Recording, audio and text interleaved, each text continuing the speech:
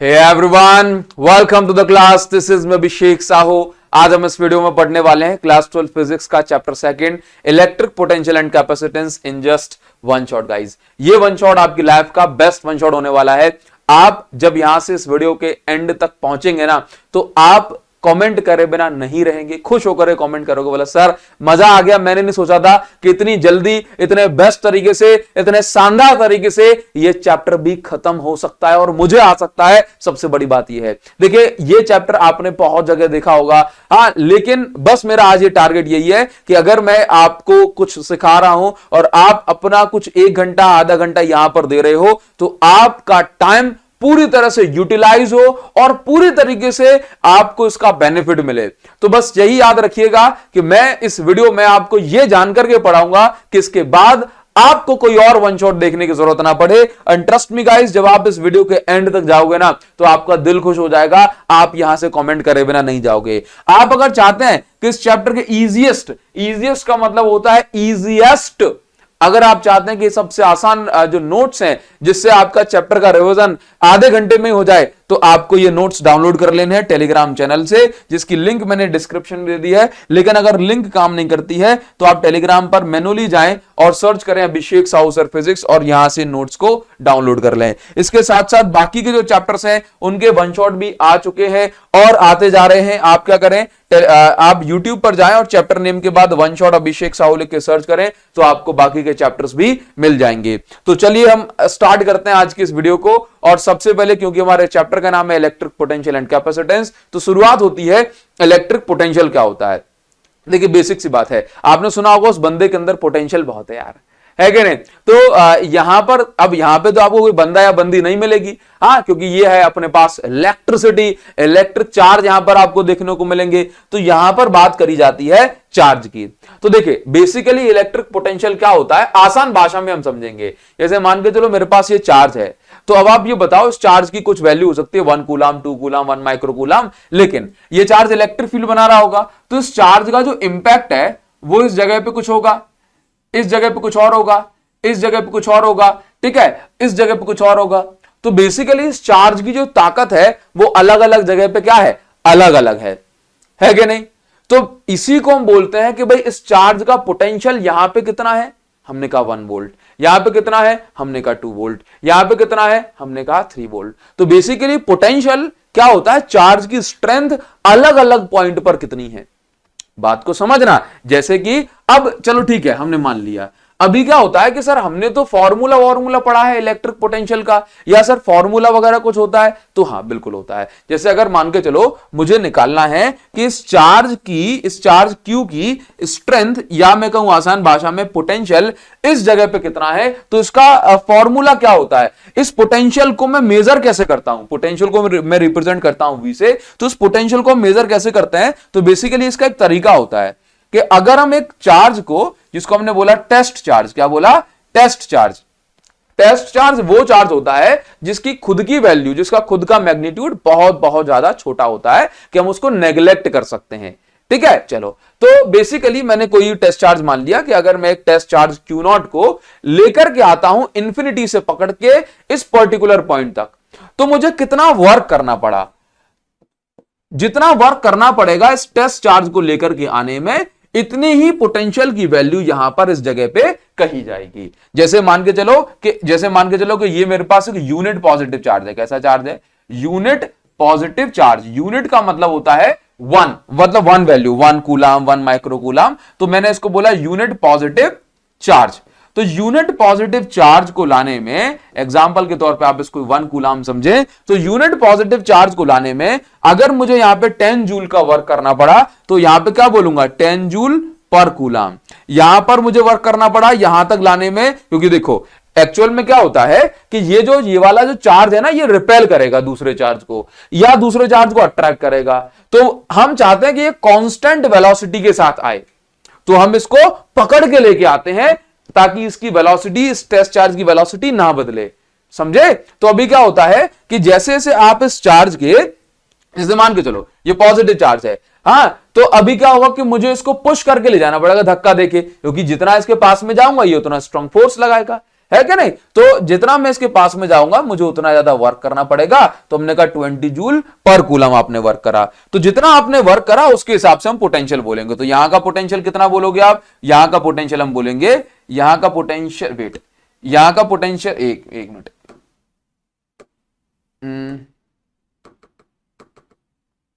चलिए एक मिनट रुको जरा।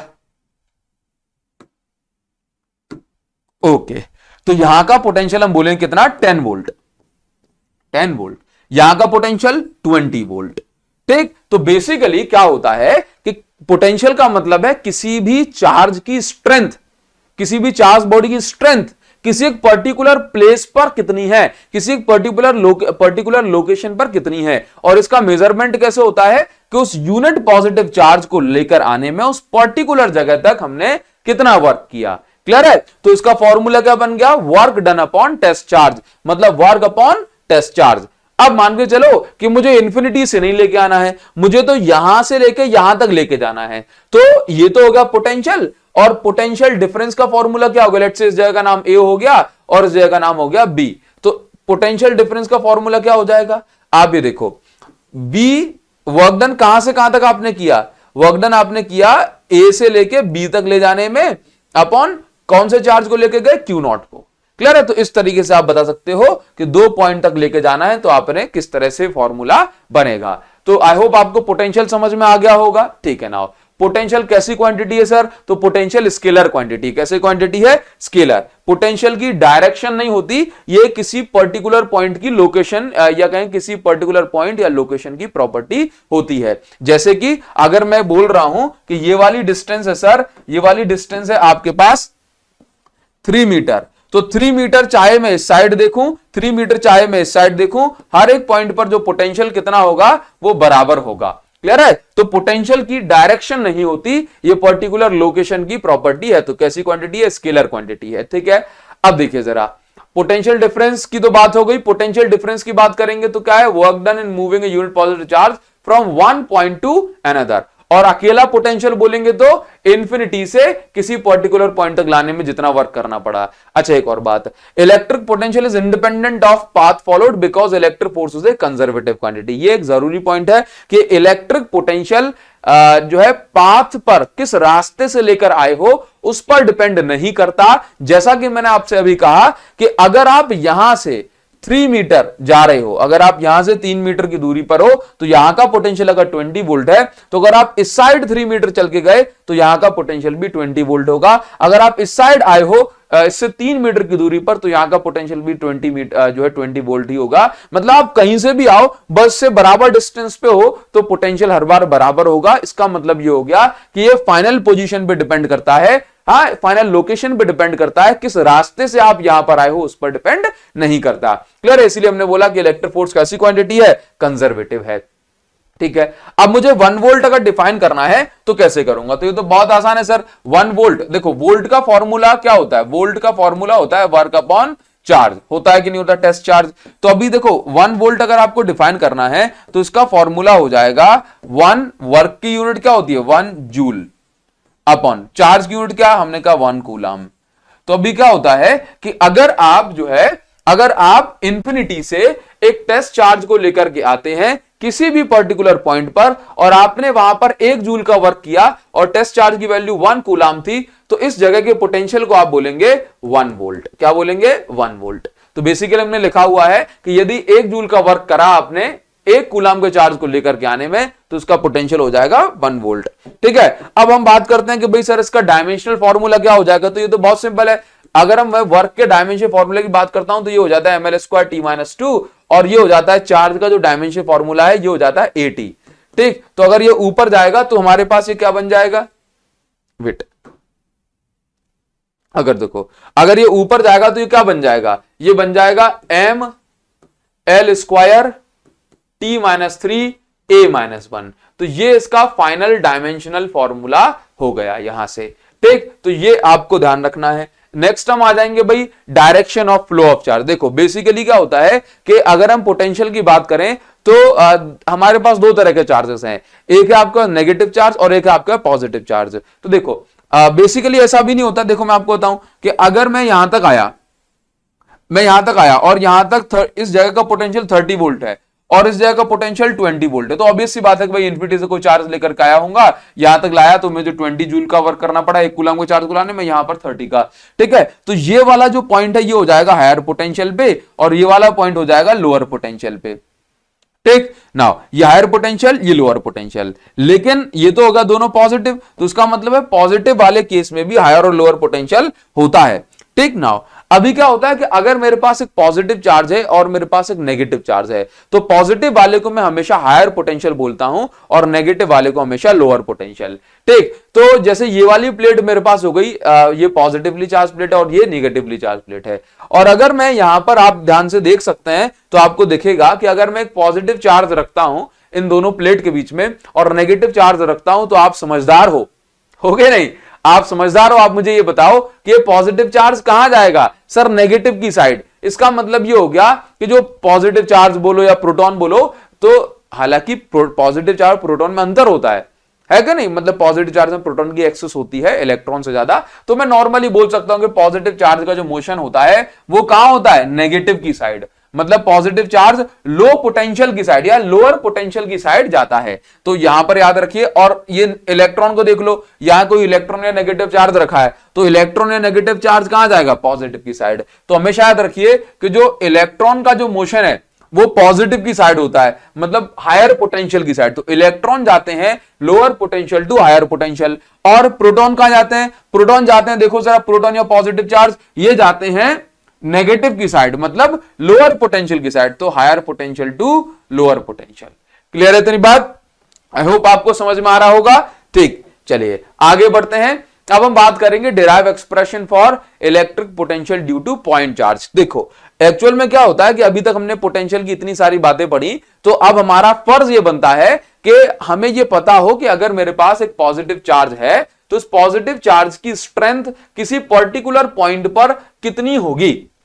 इसका मतलब ये हो गया कि अगर मेरे पास ये चार्ज Q है तो इस चार्ज Q का पोटेंशियल इस पर्टिकुलर पॉइंट P पर कितना होगा, ये मुझे कैलकुलेट करना है। तो आप मुझे बताओ कि कैसे कैलकुलेट करते हैं? मैं डेरिवेशन पर ही पूछ रहा हूं, डेरिवेशन पर ही पहुंच रहा हूं, है कि नहीं? तो कैसे कैलकुलेट करते हैं कि इंफिनिटी से किसी भी चार्ज को लेकर के आने में आपको जो वर्क करना पड़ा, इसी को हम बोलते हैं इलेक्ट्रिक पोटेंशियल। इसका मतलब ये होगा कि पोटेंशियल का जब डेरिवेशन मुझे करना होगा तो मुझे वर्क अपॉन टेस्ट चार्ज निकालना है। टेस्ट चार्ज की वैल्यू तो मेरे पास फिक्स है Q0, तो मुझे वर्क निकालना पड़ेगा। ठीक, और याद रखो सर मुझे वर्क क्यों करना है, कैसे करूंगा? तो बेसिक सी बात है कि जब आप किसी चार्ज को यहां पर लेकर के आओगे तो ये चार्ज इस पर फोर्स लगाएगा, तो इस फोर्स के अगेंस्ट ये वाला चार्ज इस चार्ज पर क्या करेगा? फोर्स लगाएगा। तो इस चार्ज इस फोर्स के अगेंस्ट उस चार्ज को लेकर के आने में मुझे वर्क करना पड़ेगा, और उसी कैलकुलेशन में अभी यहां पे पोटेंशियल वाले डेरिवेशन में करूंगा। Electric potential due to point charge. इस क्वेश्चन में बेसिकली हमें इलेक्ट्रिक पोटेंशियल फाइंड आउट करना है कि किसी भी पॉइंट चार्ज का पोटेंशियल इस पर्टिकुलर पॉइंट P पर कितना होगा। तो मान के चलो कि ये हमारे पास एक प्लस Q चार्ज है जो कि O पॉइंट पर रखा हुआ है, और इस पॉइंट पर जो पोटेंशियल है इस पॉइंट P पर, ये मुझे फाइंड आउट करना है कि कितना होगा इस पॉइंट पे पोटेंशियल। तो इसके लिए क्या होता है भाई, सिंपल सी बात है, मैंने आपको जस्ट अभी बताया कि मुझे वर्क कैलकुलेट करना है कि इस पॉइंट तक जो है चार्ज को लाने में कितना वर्क करना पड़ेगा। तो बेसिकली इसके लिए हम क्या करेंगे, तो लेट्स से मैंने मान लिया कि इंफिनिटी से मैं एक चार्ज को लेकर के आऊंगा, और इंफिनिटी से चार्ज को लेकर के आना है मुझे इस पर्टिकुलर जगह पे जिसका नाम है पॉइंट P।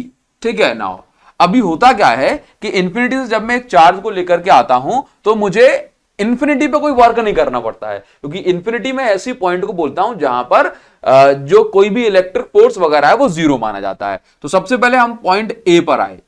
इंफिनिटी से आते आते जब मैं इस पॉइंट A पर आता हूं तो मुझे पता पड़ता है कि पहली बार मुझ पर कोई फोर्स एक्ट करा।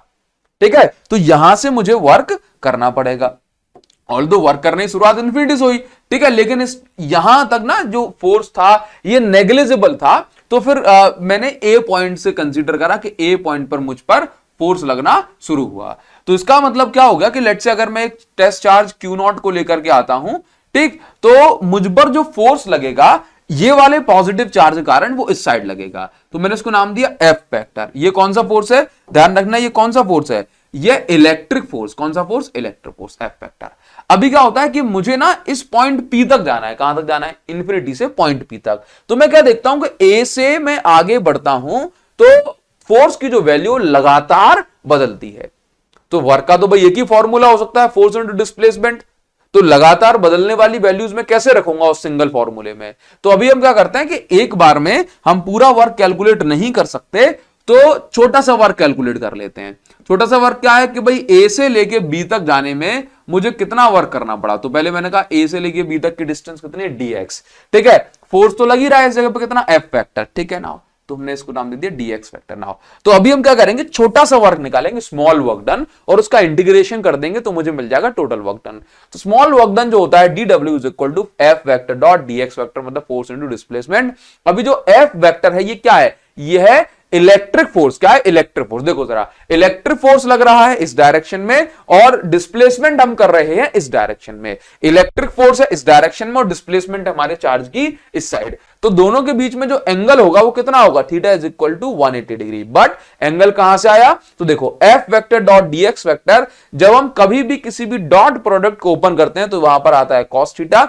अगर इन दोनों बीच में क्रॉस लगा होता है तो वहां पे आता साइन थीटा। ठीक है ना, अभी क्या होता है कि देखो dw is equal to small work done को हम कैलकुलेट कर रहे हैं तो F D X cos theta, तो यहां से F D X cos 180 degree हमें यहां पे रखना पड़ेगा। चलिए बहुत सही। अभी क्या होता है कि एफ डी एक्स कॉस 180 रखने पे आप देखेंगे कि कॉस 180 की वैल्यू माइनस होती है, -1, तो यहां पे आ गया minus F D x. F क्या है, इलेक्ट्रिक फोर्स, तो इस फोर्स की जगह हम पुट करेंगे। अच्छा पहले जो है ये dw क्या है, स्मॉल वर्क है। अब टोटल वर्क निकालने के मुझे इंटीग्रेशन करना पड़ेगा, तो इंटीग्रेशन हमने दोनों वैल्यू का इंटीग्रेशन करा, इसका भी और इसका भी, है कि नहीं। तो जब हमने इंटीग्रेशन करेंगे तो लिमिट कहां से कहां तक, तो फाइनली वर्क कहां से देखा जाएगा, इंफिनिटी से लेकर के डिस्टेंस r तक आने में कितना वर्क करना पड़ा। तो लिमिट हमने पुट करी इंफिनिटी से लेकर के r तक। यहां तो dw का इंटीग्रेट w होने वाला है, टोटल वर्क होने वाला है। नाउ तो अभी f क्या है, f है इलेक्ट्रिक फोर्स। इलेक्ट्रिक फोर्स किस किस के बीच में, कि पहली बार फोर्स पे यहां पे लगा तो ये वाले चार्ज और ये वाले चार्ज के बीच में इलेक्ट्रिक फोर्स कितना लग रहा होगा। तो लेट्स से हमने कहा कि ये वाली डिस्टेंस हो गई x। ठीक है, तो इस x का छोटा सा पार्ट हो गया dx। ठीक नाउ तो अभी देखिए जरा, तो फोर्स क्या है 1/4 pi epsilon not q into Q not, और इस जगह पे दोनों चार्जेस के बीच की डिस्टेंस क्या हो गई x, तो x स्क्वायर। कूलॉम लॉ नहीं पढ़ा, 1/4 pi epsilon not q1 q2 upon r square, r मतलब डिस्टेंस का स्क्वायर, तो हमने ये डिस्टेंस का स्क्वायर ले लिया। नाउ अभी देखो dx क्या है, इनटू में है तो हमने ये रख दिया। अब माइनस तो हमने बाहर निकाला क्योंकि ये फॉर्मूले का था एज इट इज। अभी क्या होता है कि 1/4 pi epsilon not q into Q not बाहर निकाला। अब ये क्या है, 1/x स्क्वायर इंटू dx। हमने x स्क्वायर को बाहर नहीं निकाला क्योंकि dx लिखा है तो x का इंटीग्रेशन हो जाएगा। ठीक, dt लिखा होता तो t का हो जाता। क्लियर है, तो यहां पे ये 1/x स्क्वायर का इंटीग्रेशन करना है। यहां पे हमने 1/4 पे एप्सिलॉन नॉट को जगह की कमी होने के कारण हमने यहां पे k लिख दिया, लिख सकते हैं ना, minus sign as it is रखा है। तो मैं यहां पर फिर से देखूंगा कि ये वैल्यू मेरी कुछ इस तरह से बन गई, -k q into Q not, और 1/x स्क्वायर का मुझे इंटीग्रेशन करना है विद रिस्पेक्ट टू x।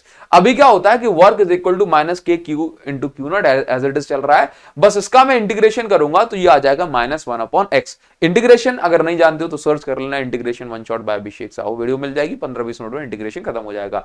तो मैं उम्मीद करता हूं कि 1/x स्क्वायर का इंटीग्रेशन आप कर लेंगे। तो ये कितना आ गया, -1/x, और लिमिट चल रही है इंफिनिटी से लेकर के r तक। ठीक, अगर आप इंटीग्रेशन नहीं कर पाते हैं तो मैं आपको बता दूं कि x स्क्वायर का इंटीग्रेशन होना है तो x स्क्वायर है ना अपॉन में, तो ऊपर जाके बन जाएगा x की पावर -2। जब आप इसको ओपन करेंगे, फॉर्मूला क्या होता है इंटीग्रेशन का, कि जो भी पावर है उसमें एक ऐड कर दो और वही लिख दो नीचे। तो ये क्या बन गया, x की पावर -1 अपॉन -1, ये बन गया। ठीक, अब x की पावर -1 है तो मैंने इसको भेज दिया 1/x, और ये -1 जो अपॉन वाला है इसको मैंने आगे लिख दिया। इस तरह से इंटीग्रेशन आपने करा तो ये जो इंटीग्रेशन है ये आपको मिल गया कितना, -1/x, जो कि आपने यहां पे लिख दिया -1/x। ठीक, नाउ अब लिमिट है इंफिनिटी से लेके r तक, तो एक बार अपर लिमिट पुट करेंगे और एक बार लोअर लिमिट माइनस साइन के साथ। पहले मैंने क्या किया कि इस माइनस साइन को भेज दिया बाहर, तो ये बन गया आपका प्लस का। इसके बाद k q into Q not ये लिखा हुआ है, 1/x की जगह एक बार अपर लिमिट पुट करेंगे तो r की जगह एक बार अपर लिमिट, तो अपर लिमिट का है r, तो 1/x की 1/r माइनस होता है upper limit minus lower limit, ये फॉर्मूले का है। ठीक ना, लिमिट पुट करने वाले फॉर्मूले, तो 1/x, x की एक बार इंफिनिटी, तो फाइनल फॉर्मूला क्या बना, k into Q not 1/r minus 1/∞ की वैल्यू 0 होती है, तो ये आ गया 0। अब इसके बाद क्या है भाई, K Q into Q not upon R, ये हमारे पास वर्क का फॉर्मूला बन गया। अभी देखो क्यू को, के को मैंने फिर से क्या लिख लिया, 1/4πε0। ठीक है, अब पोटेंशियल का फॉर्मूला सर होता है ना वर्क अपॉन टेस्ट चार्ज, तो वर्क अपॉन टेस्ट चार्ज, तो भाई वर्क की वैल्यू ये आ गई 1/4πε0 Q upon Q into Q not upon R, और टेस्ट चार्ज क्या है क्यू नॉट, तो ये क्यू नॉट से ये वाला क्यू नॉट कैंसिल हो जाएगा, तो what you get is V is equal to 1/4πε0 Q by R. तो आपको यहां पर जो है ये पोटेंशियल का फॉर्मूला मिल जाता है, potential due to point charge का फॉर्मूला। ठीक है, काफी इंपॉर्टेंट डेरिवेशन है। अभी हम थोड़ा सा आगे बढ़ेंगे और यहां पर कंपैरिजन करेंगे electric field due to point charge और electric potential due to point charge. जैसे आप जानते हैं कि जो इलेक्ट्रिक फील्ड जो है, ये टेस्ट चार्ज जो इलेक्ट्रिक फील्ड बनाएगा, मतलब कोई भी चार्ज इलेक्ट्रिक फील्ड बनाएगा और इलेक्ट्रिक पोटेंशियल बनाएगा, दोनों में क्या डिफरेंस। तो बेसिकली आप देखते हैं कि electric field due to point charge का फॉर्मूला होता है 1/4πε0 क्यू बाय आर स्क्वायर, और यहां पर होता है क्यू बाय आर। तो अगर आप इन दोनों की कंपेरिजन करेंगे तो आपको देखने में क्या मिलेगा कि यहां पर क्या लिखा है, इलेक्ट्रिक फील्ड जो है ये इनवर्स स्क्वायर लॉ को फॉलो करती है, मतलब ये जो आर स्क्वायर अपॉन में इसके, और यहां पे क्या है 1/r। इसका मतलब ये हुआ कि डिस्टेंस बढ़ेगी तो इलेक्ट्रिक फील्ड कम होगी, यहां पे भी यही है कि डिस्टेंस बढ़ेगी तो इलेक्ट्रिक पोटेंशियल कम होगा, लेकिन ये 1/r स्क्वायर है, तो उसका मतलब ये होगा इलेक्ट्रिक फील्ड ज्यादा जल्दी जल्दी कम होगी और इलेक्ट्रिक पोटेंशियल उसकी कंपेयर में धीरे धीरे जो है डिग्रेड होगा, कम होगा, हम ऐसा बोल सकते हैं।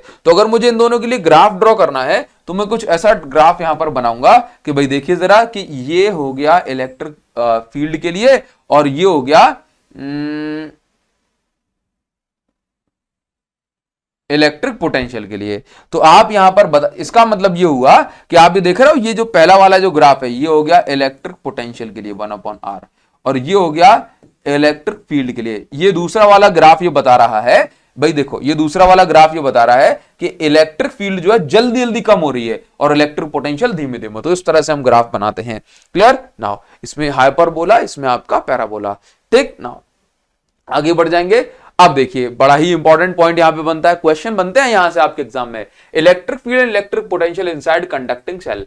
अगर हमारे पास एक कंडक्टिंग सेल है या फिर हमारे पास एक कंडक्टिंग स्फीयर है, जो चाहे वो सॉलिड हो, तो उन दोनों के मतलब उस स्फीयर के अंदर इलेक्ट्रिक पोटेंशियल और इलेक्ट्रिक फील्ड का क्या रिलेशन है। तो बेसिकली आप ये बात समझिए कि क्योंकि अगर हम किसी भी स्फीयर को चार्ज देते हैं तो वो सारा का सारा जो चार्ज होता है वो उसकी सरफेस पे आ जाता है, तो यहां तक तो उसके अंदर इलेक्ट्रिक फील्ड हो जाती है जीरो।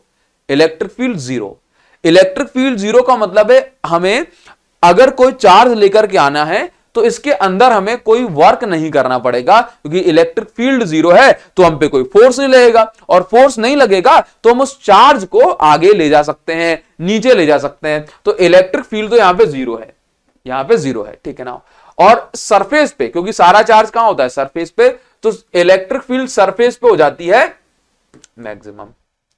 अब पोटेंशियल की क्या कहानी है, तो देखिए जरा, हम इंफिनिटी से किसी चार्ज को लेकर के आए तो हमने देखो हमें वर्क करना पड़ेगा, ऑब्वियस सी बात है ना, तो यहां तक आते आते हमें वर्क करना पड़ा मैक्सिमम वर्क। अभी हम अंदर जाएंगे तो यहां तक आपने जो वर्क कर लिया है, अगर आप अंदर चले जाओगे तो सडनली वो वर्क जीरो तो हो नहीं जाएगा। भाई आप जो है घर तक आए, आपकी 500 जूल एनर्जी खर्च हो गई, ठीक है, अब घर पे आए, अब आप और नहीं थक रहे हो, तो इसका मतलब ये थोड़ा ना है कि आपने वहां से यहां तक आने में आपने कोई वर्क नहीं करा। 500 जूल वर्क आपने कर लिया है, अब आप और वर्क नहीं कर रहे हो, है कि नहीं। तो यहां तक जो है ना ये मैक्सिमम पोटेंशियल हो गया, लेकिन अब आप इसके अंदर चार्ज को अगर लेके आएंगे तो आप पाएंगे क्योंकि इलेक्ट्रिक फील्ड नहीं है तो इलेक्ट्रिक फोर्स नहीं है, तो जो पोटेंशियल है ये क्या होगा, पोटेंशियल ना तो कम होगा और ना ही बढ़ेगा, पोटेंशियल कांस्टेंट रहेगा। कैसा रहेगा, पोटेंशियल कांस्टेंट ही रहेगा।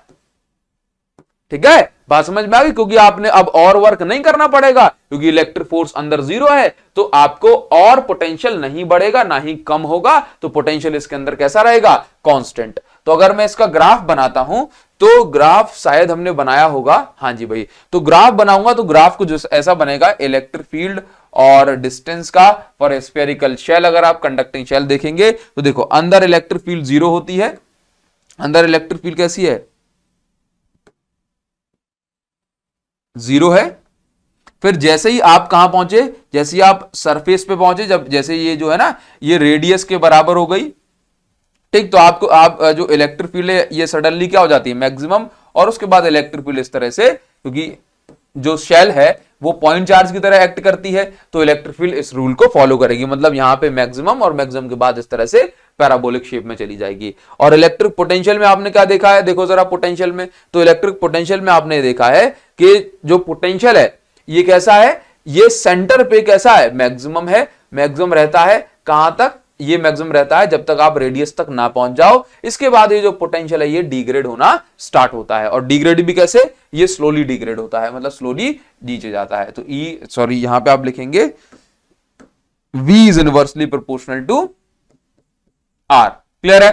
तो ये आपका कंडक्टिंग शेल वाला केस होगा। अच्छा, अगर यहां पे ना नॉन कंडक्टिंग स्फीयर होता, नॉन कंडक्टिंग स्फीयर आप लेंगे, तो मैं ये कैसे बनाऊंगा, तो ऐसा बन जाएगा, देखिए जरा, नॉन कंडक्टिंग स्फीयर होता है ना, तो यहां भी सब जगह पे जो है मास होता है, तो सब जगह पे चार्ज हो सकता है। नॉन कंडक्टिंग स्फीयर में यहां चार्ज दिया तो यहां रुक गया, यहां चार्ज दिया तो यहां रुक गया। तो नॉन कंडक्टिंग स्फीयर के लिए ना सेंटर पे तो इलेक्ट्रिक फील्ड 0, उसके बाद सरफेस पे मैक्सिमम, और उसके बाद इस तरह से जाता है, तो ये 0 और ये रेडियस पे मैक्सिमम, और इस तरीके से ये E is inversely proportional to R square जाता है, और यहां पे E is directly proportional to R जाता है। तो आपको यहां पे ये किसके लिए, नॉन कंडक्टिंग सॉलिड स्फीयर के लिए ये वाला ग्राफ बना हुआ है। ठीक, ये इलेक्ट्रिक फील्ड है और ये R है। ठीक, इसको ध्यान रखेंगे, ये कंपैरिजन ग्राफ हमेशा एग्जाम में पूछे जाते हैं। अच्छा, यहां पर एक और चीज आपको देखने को मिल रही होगी कि आपसे पूछ लिया जाएगा भाई ऐसी कौन सी जगह है जहां पे इलेक्ट्रिक फील्ड 0 है लेकिन इलेक्ट्रिक पोटेंशियल 0 नहीं है। तो आंसर है कि इलेक्ट्रिक फील्ड 0 होती है कंडक्टिंग शेल के अंदर, लेकिन वहां इलेक्ट्रिक पोटेंशियल 0 नहीं होता। ठीक, चलिए भाई आगे बढ़ेंगे थोड़ा सा, और अभी हम देखेंगे कि भाई electric potential due to dipole on axial point. आप जानते हैं कि हमारे पास जो डायपोल है, आप जानते हो डायपोल क्या होता है, two equal and opposite charges separated by some distance 2L, हम इसको बोलते हैं इलेक्ट्रिक डायपोल। ठीक, चलिए देखो जरा, तो ये एक माइनस क्यू चार्ज और एक प्लस क्यू चार्ज, और इन दोनों के बीच की अगर जो डिस्टेंस है ये अगर आपके पास 2L है, बेसिकली स्मॉल डिस्टेंस होती है, लेकिन हम इस डिस्टेंस को क्या बोलते हैं, 2L। नाउ अभी देखिए जरा, तो ये माइनस क्यू और प्लस क्यू चार्ज, इन दोनों का अगर हम मिला जुला इफेक्ट देखते हैं इसकी एक्सिस पर, है ना, एक्सिस पर, तो हम इस जगह को बोलते हैं एक्सियल पॉइंट। क्या बोलते हैं, एक्सियल पॉइंट। तो इस एक्सियल पॉइंट पे हमें पोटेंशियल निकालना है। ठीक, और अगर मैं एक परपेंडिकुलर बाइसेक्टर पर एक पॉइंट ढूंढता हूं तो उसको मैं बोलता हूं इक्वेटोरियल पॉइंट। तो इक्वेटोरियल पॉइंट पर मतलब ये लाइन इस डायपोल एक्सिस को दो इक्वल पार्ट में डिवाइड करती है, इसको इसलिए मैं उसको बोलता हूं इक्वेटोरियल लाइन, और इस पर किसी भी जगह पे एक पॉइंट बना दिया तो उसको बोलता हूं इक्वेटोरियल पॉइंट। तो इक्वेटोरियल पॉइंट या एक्सियल पॉइंट पर मुझे इलेक्ट्रिक पोटेंशियल फाइंड आउट करना होता है, तो मैं अभी फाइंड आउट करके बताऊंगा आपको। और अगर इन दोनों के अलावा किसी भी पॉइंट पर मुझे फाइंड आउट करना होता है तो मैं उसको बोलता हूं एनी जनरल पॉइंट। जैसे कि ये वाला पॉइंट हो गया, या ये वाला, या ये वाला, कोई भी पॉइंट हो गया, उसको बोलूंगा एनी जनरल पॉइंट। चलिए, तो सबसे पहले हम क्या करते हैं यहां पर कि मेरे पास एक डायपोल है, माइनस क्यू चार्ज और एक प्लस क्यू चार्ज, इन दोनों के बीच की डिस्टेंस हो गई L और ये L। ठीक है, नाउ अभी देखिए, तो ओवरऑल डिस्टेंस 2L, और इस पर्टिकुलर पॉइंट P पर मुझे जो है पोटेंशियल की वैल्यू फाइंड आउट करनी है इस डायपोल के कारण। सेंटर से हमेशा, सुनो, हमेशा डिस्टेंस जो आप लेंगे वो कहां से लोगे, सेंटर से। तो सेंटर O से इस पॉइंट P तक की जो डिस्टेंस हो गई ये हो गई R। ठीक, नाउ अभी आप ये देखो, प्लस क्यू चार्ज से इस पॉइंट P तक की डिस्टेंस क्या होगी, देखो टोटल ये R है, अब इस R में से L हट जाएगा तो क्या बचेगा, R माइनस L। तो प्लस क्यू चार्ज से डिस्टेंस क्या है, R माइनस L, और माइनस क्यू चार्ज से डिस्टेंस क्या है, R प्लस L। तो हमें पोटेंशियल फाइंड आउट करना है इस पॉइंट P पर, तो हम क्या करेंगे कि electric potential due to point charge है ना का फॉर्मूला क्या पढ़ा था हमने, यही तो पढ़ा था कि 1/4πε0 Q upon R। Q upon R, R क्या थी, डिस्टेंस। ठीक है, तो मैं यहां पर लिख सकता हूं इस तरीके से कि 1, या मैं इसको लिख लूं 1/4πε0 Q अपॉन डिस्टेंस। 4 से कितने डिस्टेंस, ये होता है पोटेंशियल का फॉर्मूला। नाउ तो अब प्लस क्यू चार्ज से अपन इस पॉइंट P की डिस्टेंस क्या लेते हैं, Q upon R minus L। अब हम माइनस क्यू चार्ज के कारण निकालेंगे पोटेंशियल, कितना हो जाएगा माइनस क्यू चार्ज से, माइनस क्यू चार्ज डिस्टेंस कितनी है, R प्लस L, तो ये हमने ले लिया R प्लस L। ठीक, नाउ अब हमें निकालना नेट पोटेंशियल। तो इस पॉइंट P पे नेट पोटेंशियल कितना होगा जरा चेक कर लें। तो देखिए ये माइनस क्यू का पोटेंशियल और प्लस क्यू का पोटेंशियल दोनों को ऐड कर दो, तो हमने दोनों को ऐड करा। तो माइनस, देखो याद रखिए प्लस क्यू चार्ज का पोटेंशियल में प्लस क्यू आएगा और माइनस क्यू के चार्ज के पोटेंशियल में माइनस क्यू आएगा। तो दोनों को जब अपन ने ऐड करा तो यहां पे ऐड करेंगे आर माइनस एल बचेगा और यहां पे आर प्लस एल बचेगा, ये माइनस का है। तो यहां से क्या हो जाएगा कि ये वाला जो माइनस चार्ज है ये माइनस चार्ज बीच में आ जाएगा, तो उसके कारण से हमें सब्ट्रैक्ट करना पड़ेगा। और उसके बाद 1/4 pi epsilon naught Q 1/r minus L minus 1/r plus L, इसका एलसीएम लेंगे तो a minus B a plus B क्या बन जाएगा, a square minus B square. चलिए ठीक है। इसके बाद इसमें यहां पर अपन को क्रॉस मल्टीप्लाई करना है, तो हमने क्रॉस मल्टीप्लाई करा तो r plus L minus R minus L cross multiply करा। इसके बाद r प्लस एल माइनस आने के कारण अंदर के साइन चेंज हो जाएंगे, तो ये इतना बचेगा। और यहां पे r से r कैंसिल तो बचेगा 2l। इस q को हमने भेज दिया अंदर, तो ये बन गया 1/4 पे एप्सिलॉन नॉट बाहर और q अंदर आ गया 2ql, और उस 2ql को हम बोलते हैं डायपोल मोमेंट, तो ये बन गया p। देखो भाई p is equal to 2ql होता है, मतलब उस डायपोल की ताकत को, स्ट्रेंथ को हम बोलते हैं डायपोल मोमेंट, है कि नहीं। चलिए देखो अब इसके बाद R square minus L square ऐसा कुछ बच रहा है। यदि हमने कहा कि डायपोल की मतलब ये जो एल जो है ना, ये एल, यदि ये जो एल की वैल्यू बहुत बहुत छोटी है तो हम क्या करेंगे कि इस एल की वैल्यू को नेग्लेक्ट कर देंगे, एल को नेग्लेक्ट कर देंगे, तो फाइनल आंसर बचता है एक्सियल पॉइंट पर 1/4 pi epsilon naught p upon R square. Okay, now आगे बढ़ जाते हैं थोड़ा सा। नाउ अभी हमें फाइंड आउट करना है electric potential due to dipole on equatorial point. तो देखो जरा, इक्वेटोरियल पे भी करेंगे, जनरल पॉइंट पे भी करेंगे। तो मान के चलो कि ये हमारे पास एक माइनस क्यू चार्ज हो गया और ये हमारे पास एक प्लस क्यू चार्ज हो गया, ये हमारे पास सेंटर O हो गया। हमेशा सेंटर से लेके पॉइंट P, ये पॉइंट P कहां है, इक्वेटोरियल लाइन पे, तो हमने बोला ये इक्वेटोरियल पॉइंट है। इस पॉइंट P पर मुझे जो है इलेक्ट्रिक पोटेंशियल फाइंड आउट करना है। तो सेंटर से लेके पॉइंट P तक की डिस्टेंस को मैंने नाम दिया R, ये डिस्टेंस हो गई L, ये डिस्टेंस हो गई L। आप यहां पर देखें ध्यान से, आपको देखने पे मिलेगा कि भाई ये एक राइट एंगल ट्राइंगल है, तो यहां पर पाइथागोरस थ्योरम लगा के, मतलब पीजीटी से हम इस ये बेस, ये परपेंडिकुलर, तो यहां पे पीजीटी से हमें पता पड़ा कि भाई ये वाली जो डिस्टेंस है कितनी है, root R square plus L square. और माइनस क्यू चार्ज से भी डिस्टेंस कितनी है, root R square plus L square. अभी क्या करेंगे, माइनस क्यू चार्ज के कारण पोटेंशियल और प्लस क्यू चार्ज के कारण पोटेंशियल निकालेंगे इस पॉइंट पी पर और दोनों को ऐड कर देंगे। तो प्लस क्यू चार्ज के कारण पोटेंशियल हो गया इतना के, मतलब 1/4 pi epsilon not plus Q upon distance, ये फॉर्मूला होता है। इसके बाद अब माइनस क्यू चार्ज के कारण देखेंगे, तो माइनस क्यू चार्ज के कारण आपको पता पड़ेगा कि भाई 1/4 pi epsilon not minus Q upon distance.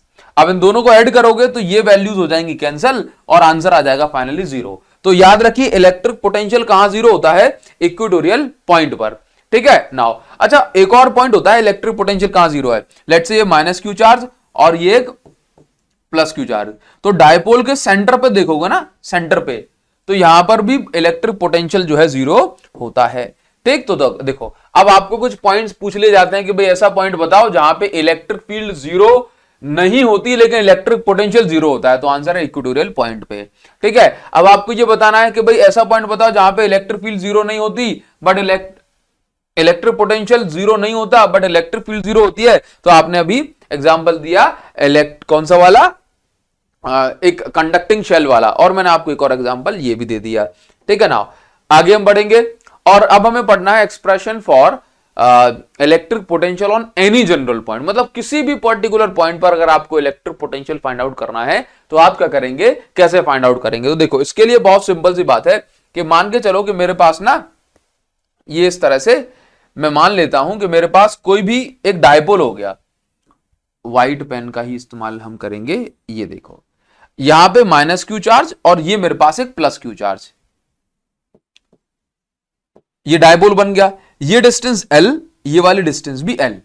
अब ये वाला पॉइंट P है जहां पे मुझे इलेक्ट्रिक पोटेंशियल निकालना है, और ये जो पॉइंट P है ये पॉइंट P ना ही एक्सियल पॉइंट पे और ना ही इक्वेटोरियल पॉइंट पे, तो कैसे हम इसको कैलकुलेट करेंगे।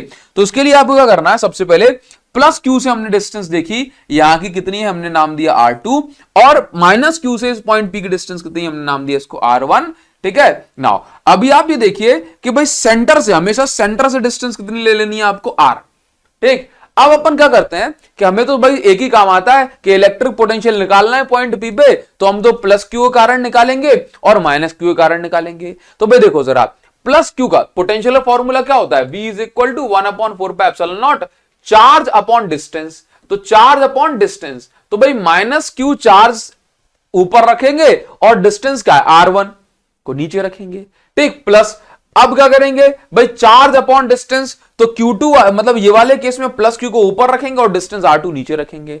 अब इस वाले केस में क्या है कि भाई यहां पर पाइथागोरस थ्योरम नहीं लग पा रही है, तो मैं R1 और R2 की वैल्यू नहीं पता कि R1 और R2 की वैल्यू कितनी होगी, ठीक। तो अभी हम क्या करते हैं कि हमने देखा कि भाई ये जो सेंटर से लेकर के पॉइंट पे, मतलब अब हम जो मेन जो अपना दिमाग लगा रहे हैं that is to find out the value of R1 and R2 के भाई R1 और R2 कितना कितना है। तो हमने कहा अगर मैं सेंटर से टोटल पॉइंट P की डिस्टेंस को नाम देता हूं R, तो भाई आप ये देखें कि और ये R और R2 इन दोनों में क्या रिलेशन है। तो आप ये देखें कि अगर मैं यहां से एक परपेंडिकुलर लाइन ड्रॉ करता हूं तो आप ये पाएंगे कि ये जो R है ये R2 से इतना बड़ा है, R2 से इतना बड़ा है कि नहीं, देख रहे हो जरा, ये R इस R2 से इतना बड़ा है, क्लियर है, ठीक है। तो उसका मतलब ये हो गया कि अगर मुझे R2 निकालना होगा तो मैं ऐसे बोलूंगा, अच्छा, और ये जो मैं नॉर्मल ड्रॉ किया है इसका नाम हो गया N, तो मैं R2 जब निकालूंगा तो ऐसे बोलूंगा कि R2 इज इक्वल टू इस टोटल R में से इस ON को कर दो माइनस, तो R2 मिल जाएगा, ठीक है ना।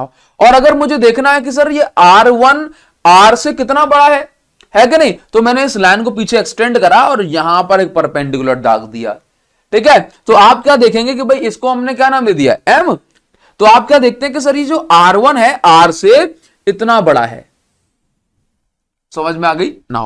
परपेंडिकुलर ये है, तो ये परपेंडिकुलर ये और यहां पे परपेंडिकुलर ये रहा, ठीक है ना। तो इसका मतलब ये हो गया कि R1 जो है इस R से, R क्योंकि यहां तक है तो R से OM बड़ा है, तो R1 की वैल्यू कितनी हो जाएगी सर, R1 की वैल्यू हो जाएगी R प्लस OM। अब सवाल ये आता है कि हमें क्या फाइंड आउट करना है, हमें फाइंड आउट करना है कि ON कितना है ताकि मैं R2 निकाल सकूं और OM कितना है ताकि मैं यहां पे निकाल सकूं R1। तो इसके लिए हमने क्या करा, इसके लिए हमने बहुत ही सिंपल सा काम करा कि भाई अगर ये एंगल थीटा है तो ये एंगल भी थीटा हो गया, तो इस हिसाब से ये हो गया बेस और ये वाले ट्राइंगल में ये वाला हो गया बेस, जिसके साथ थीटा और 90 दोनों बनते हैं उसको नाम देते हैं बेस। ये परपेंडिकुलर हो गया और यहां पे ये परपेंडिकुलर हो गया, ये हाइपोटेन्यूस हो गया और यहां पे ये हाइपोटेन्यूस हो गया। तो आप ये देखें कि मुझे ना यहां पे हाइपोटेन्यूस पता है और बेस मुझे निकालना है, ON बेस है और यहां पे OM निकालना है कि नहीं। तो यहां पर cos थीटा हमने लगाया, क्या लगाया, बेस अपॉन हाइपोटेन्यूस, तो बेस अपॉन मतलब ON अपॉन L, तो यहां से ON की वैल्यू आ गई L cos थीटा। तो R2 निकाला मैंने, R2 निकाला मैंने, R में से अगर ON घटा दोगे तो R2 बचेगा, तो R2 की वैल्यू हो गई R minus L cos theta. Similarly यहां पे R1 निकालने के लिए R1 में OM मतलब R में अगर आप OM जोड़ दोगे तो R1 मिल जाएगा, तो R प्लस OM, तो R plus L cos theta कर देंगे तो मुझे ये वैल्यू मिल गई। अब बस सिंपल सी बात है, इस फॉर्मूले में हम क्या करेंगे, potential due to plus Q charge plus potential due to minus Q charge, ऐसा करेंगे। अब हमने वो नॉर्मल की तरह प्लस कर लिया, 1/4 क्यू के रख दिया और यहां पे भी रख दिया। अब हमने दोनों को ऐड करा, आप इतना तो कर ही सकते हैं कि नहीं कर सकते आप। ये देखो एलसीएम आया, R minus L cos theta R plus L cos theta, LCM लोगे A square minus B square हो जाएगा, तो R square minus L square cos theta. इस तरह से आप इसको सॉल्व करते चले जाओगे, इतना काम तो अब आप कर ही सकते हो, ठीक है। तो फाइनली आपको जो अल्टीमेट जो आंसर मिलने वाला है वो यहां तक इतना मिल जाएगा कि V इज इक्वल टू के पी कॉस थीटा, के क्या है 1/4πε0 P cos theta upon R square minus L square. आप उसको सॉल्व करना है, एलसीएम ले लिया आपने, ठीक है, एलसीएम लिया फिर क्रॉस मल्टीप्लाई कर दिया और उसके बाद जो फाइनल आंसर है वो आपको यहां तक आ गया। अब यहां पर आपको समझ के चलना है कि यदि R की वैल्यू L से बहुत बहुत ज्यादा है तो जो फाइनल आंसर बचेगा that will B KP cos theta upon R square, ठीक है। अगर एक्सियल पॉइंट है तो थीटा की वैल्यू 0 और थीटा की वैल्यू 0 पुट करने से जो आपका आंसर है ये आपका केपी अपॉन R स्क्वायर, मतलब एज इट इज जो हमने अभी निकाल के रखा था 1/4πε0 P अपॉन R स्क्वायर, ये तो निकाला था एक्सियल पॉइंट पे। और अगर इक्वेटोरियल पॉइंट है, इक्वेटोरियल पॉइंट, तो यहां पे थीटा की वैल्यू कितनी 90 डिग्री हो जाएगी और यहां पे V इज इक्वल टू ये आपका 0 निकल के आएगा। तो मतलब इस फॉर्मूले से आप बाकी के फॉर्मूले भी बना सकते हैं। होप आपको समझ में आया होगा, बहुत आसान है, कोई दिक्कत नहीं वाली बात नहीं है ये। चलो मैंने आपको बता ही दिया है एक्सियल और इक्विटोरियल पॉइंट पे कितना होगा। ठीक, चलिए हम थोड़ा सा आगे बढ़ेंगे और अब हमें मिल रहा है इक्विपोटेंशियल सरफेसेस। भाई देखना जरा ध्यान से, इक्विपोटेंशियल सरफेसेस क्या होता है? इक्वी मतलब सेम, पोटेंशियल मतलब पोटेंशियल, सरफेस मतलब सरफेस। तो ऐसी सरफेस जिसके हर एक पॉइंट का पोटेंशियल सेम हो उसको हम बोलते हैं इक्विपोटेंशियल सरफेस। जैसे सर बोला सर ये सरफेस कैसी होती है? तो कंडक्टिंग जो कंडक्टर होता है ना, अगर मैं कंडक्टर को चार्ज देता हूं, यूनिफॉर्म शेप का अगर कंडक्टर है, तो आप ये देखेंगे कि उसके हर एक पॉइंट पर जो चार्ज होगा वो बराबर बराबर डिस्ट्रीब्यूट हो जाएगा। तो हर एक पॉइंट का जो पोटेंशियल होगा वो सेम होगा। तो कंडक्टिंग सरफेस को भी हम इक्विपोटेंशियल सरफेस बोलते हैं। या फिर आप ऐसे भी मान सकते हो कि देखो जरा, ये मेरे पास एक प्लस क्यू चार्ज रखा हुआ है सेंटर पे, बिल्कुल सेंटर पे। अब इस प्लस क्यू चार्ज से चलो मैं यहां पर आपको दिखा रहा हूं कुछ इस तरीके से कि यहां पे मेरे पास एक प्लस क्यू चार्ज रखा हुआ है। तो इस प्लस क्यू चार्ज से 1 मीटर की दूरी पे जितना पोटेंशियल होगा उतना ही पोटेंशियल ये वाले 1 मीटर पे भी होगा, उतना ही पोटेंशियल यहां पे भी 1 मीटर की दूरी पे होगा, उतना ही पोटेंशियल यहां पे भी 1 मीटर की दूरी पे होगा, और उतना ही पोटेंशियल यहां पे भी 1 मीटर की दूरी पे होगा। तो अगर आप इन सभी पोटेंशियल, सभी सेम पोटेंशियल वाले पॉइंट्स को मिला के एक सरफेस बनाएंगे तो हम इसको बोलेंगे इक्विपोटेंशियल सरफेस। इक्विपोटेंशियल सरफेस, ठीक है। इसी तरीके से अगर आप यहां पे देखेंगे भाई आधे मीटर पे, आधे मीटर पे, आधे मीटर पे, आधे मीटर पे, आधे मीटर पे, आधे मीटर पे और आधे मीटर पे, तो इन सभी आधे मीटर वाली डिस्टेंस को मिलाएंगे तो आपको जो पोटेंशियल मिलेगा दैट विल बी सेम। तो भाई इस सरफेस को भी हमने क्या बोला? Equipotential surface. तो आप ये बताओ जरा कि किसका पोटेंशियल ज्यादा होगा? तो याद रखिए जो इलेक्ट्रिक फील्ड के आप जितने ऑपोजिट डायरेक्शन में जाएंगे उतना ही ज्यादा आपको वर्क करना पड़ेगा, तो उतना ही ज्यादा पोटेंशियल होगा। तो ये वाला पोटेंशियल 20 वोल्ट, ये वाला पोटेंशियल 30 वोल्ट, मतलब ज्यादा होगा। जितना इलेक्ट्रिक फील्ड की डायरेक्शन में जाओगे, चार्ज से दूर मत बोलो क्योंकि नेगेटिव पॉजिटिव चार्ज की बात यहां पे आ जाती है फिर, ठीक है ना। तो अभी आप भी देखिए, तो अब मान के चलो इलेक्ट्रिक फील्ड कुछ इस तरीके से है, तो पोटेंशियल कैसे होगा? तो मान के चलो इस पॉइंट का पोटेंशियल, इस पॉइंट का पोटेंशियल, इस पॉइंट का पोटेंशियल, इस पॉइंट का पोटेंशियल, ठीक सेम है। तो हमने क्या करा? अब इलेक्ट्रिक फील्ड ऐसा तो है नहीं कि भाई एक प्लेन में चल रही है, वो तो 3D है कि नहीं, पूरे स्पेस में। तो इसके लिए हमारे पास एक प्लेन शीट बन जाती है, सभी पॉइंट्स को जोड़ देंगे तो ऐसी कुछ सरफेस मिल जाएगी।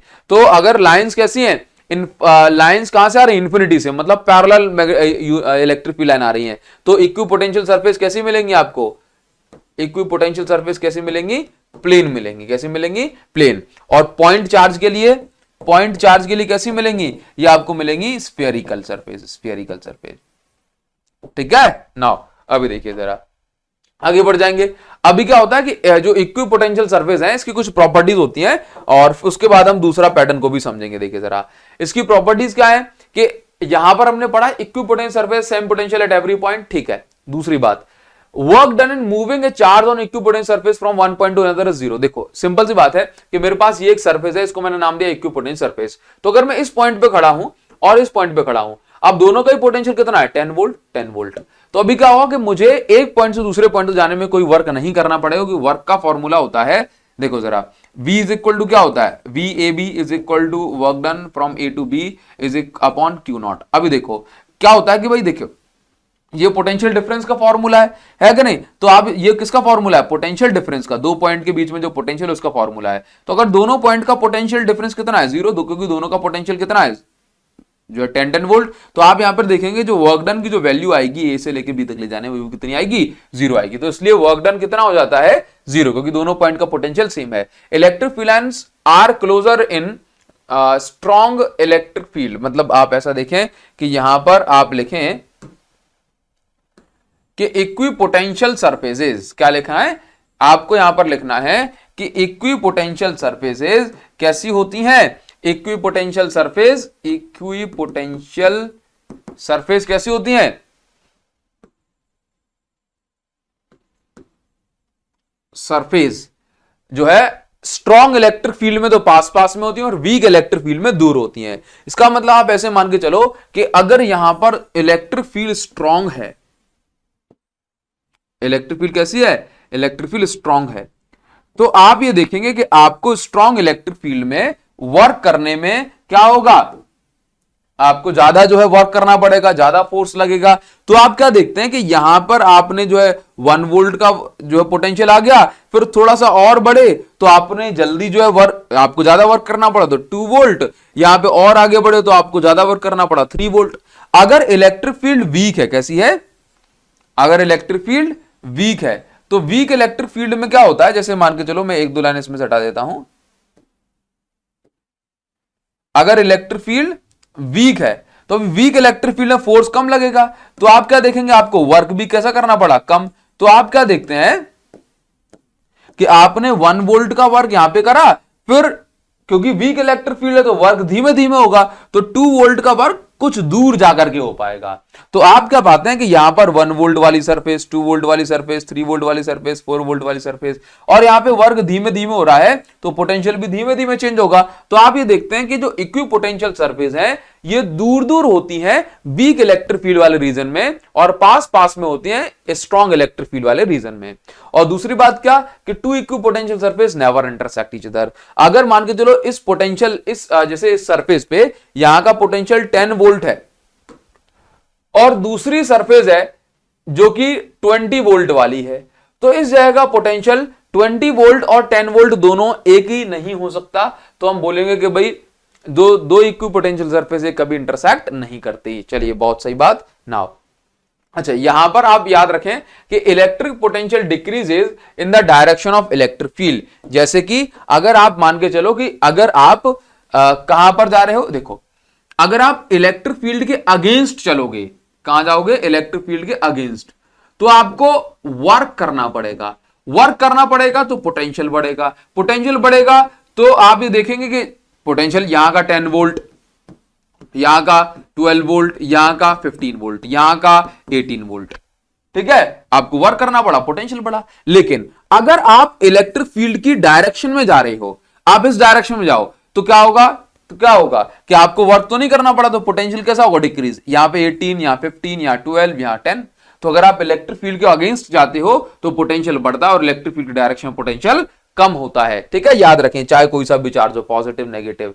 Equipotential surface for 2 equal and opposite charge कैसे बनाएंगे, तो देखो एक्चुअल में क्या होता है कि इक्विपोटेंशियल सरफेस बनाने के लिए आप क्या करते हैं कि हमेशा इलेक्ट्रिक फील्ड लाइन पे परपेंडिकुलर या 90 डिग्री पर लाइन बनाते जाते हैं।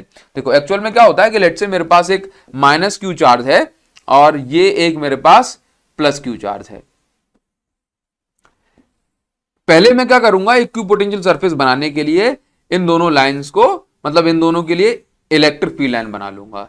ये हमेशा ध्यान रखना है कि ये जो है ना, ये 90 डिग्री पर होना चाहिए। ये जो लाइन है चार्ज पर, ये 90 डिग्री पर होना चाहिए। ठीक, नाउ चलिए, तो ये इस तरीके से आप देखते हैं कि आप जानते भी होंगे इस चीज को कि +q चार्ज से इलेक्ट्रिक फील्ड लाइन जो है हमेशा निकलती है और -q के अंदर एंटर करती है या कहीं टर्मिनेट होती है। तो इस तरह से हमने जो है इलेक्ट्रिक फील्ड लाइन यहां पे ड्रॉ कर लें। ठीक, अभी क्या होता है कि अगर मेरे पास एक डायपोल है तो ये जो -q या जो ये इन दोनों के बीच वाला जो पोर्शन होता है, ये यहां पे स्ट्रॉन्ग इलेक्ट्रिक फील्ड होती है। कैसी होती है, स्ट्रॉन्ग इलेक्ट्रिक फील्ड। ठीक, तो स्ट्रॉन्ग इलेक्ट्रिक फील्ड में जो इक्विपोटेंशियल सरफेस बनती है, पास पास से बनती है। तो कैसे बनाएंगे, जरा हम इसको देख लेते हैं। तो देखो, हमेशा इलेक्ट्रिक फील्ड लाइन पे 90 डिग्री बनाओ, ये और इनको ऐसे जोड़ दो, ये बन गई इक्विपोटेंशियल सरफेस। अब बीच में स्ट्रॉन्ग इलेक्ट्रिक फील्ड है तो बीच में तो बनाओगे पास पास में और बाहर बनाओगे दूर दूर, बाहर बनाओगे इक्विपोटेंशियल सरफेस दूर दूर। ठीक है, इतना ही बन पा रहा है। तो अभी आपने ये चीज क्या देखी कि अंदर तो स्ट्रॉन्ग इलेक्ट्रिक फील्ड होने के कारण सरफेस है वो पास पास में बनी, और बाहर ये देखो दूर दूर जा रही है। कहां मिला दी मैंने इसको। ठीक, तो आई होप आपको ये क्लियर हो गया होगा कि बाहर आपको दूर दूर कर लेनी है और अंदर पास पास में। इस तरह से आप बनाते हैं इक्विपोटेंशियल सरफेस। और अगर और बना दोगे तो ये क्या हो जाएगा कि जैसे मान के चलो कि भाई ये जगह बिल्कुल खाली हो गई, भर गई, तो अब अंदर तो क्या होगा कि अंदर ये जो है इक्विपोटेंशियल सरफेस इंटरसेक्ट तो नहीं कर सकती। तो इस तरीके से यहां पे अब मान के चलो ये एकदम चिपक गई, ठीक, तो आप क्या करेंगे कि आखिरी जो लाइन बनेगी वो इस तरीके से बनेगी, ये क्योंकि बीच में नहीं घुस पाएगी, बीच में जैसे मान के चलो बीच में जगह नहीं है, लेट्स से ये अगर ये बीच में जगह नहीं है जैसे यहां पे, ठीक है, तो कुछ इस तरह से हमारा जो ग्राफ है मतलब जो सरफेसेस है वो बन जाएगी। और अगर two equal and similar charges हो गए तो क्या करेंगे, सिमिलर चार्जेस के लिए किस तरीके से बनाते हैं, तो सिमिलर चार्जेस के लिए क्या करते हैं कि अपन ने एक पॉजिटिव चार्ज दिया और एक और पॉजिटिव चार्ज दिया। अब दो पॉजिटिव चार्ज के कारण जो इक्विपोटेंशियल सरफेस होती हैं, ये आप देखते हैं कि पहले इलेक्ट्रिक फील्ड लाइन बनाएंगे, ये बना ली,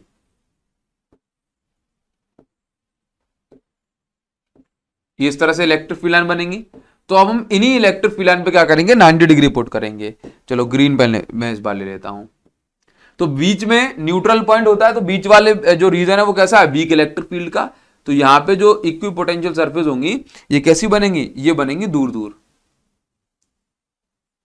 ठीक है, ठीक। और चलो एक और बना लेते हैं, ठीक। नाउ अब यहां पे देख लो, ये वाले चार्ज के लिए कैसे बनेंगी, तो ये वाले चार्ज के लिए भी ऐसे बनेंगी, मतलब बीच में आपको ये गैपिंग बढ़ानी है और उसके बाद ये जो है ये ऐसे हो जाएगी,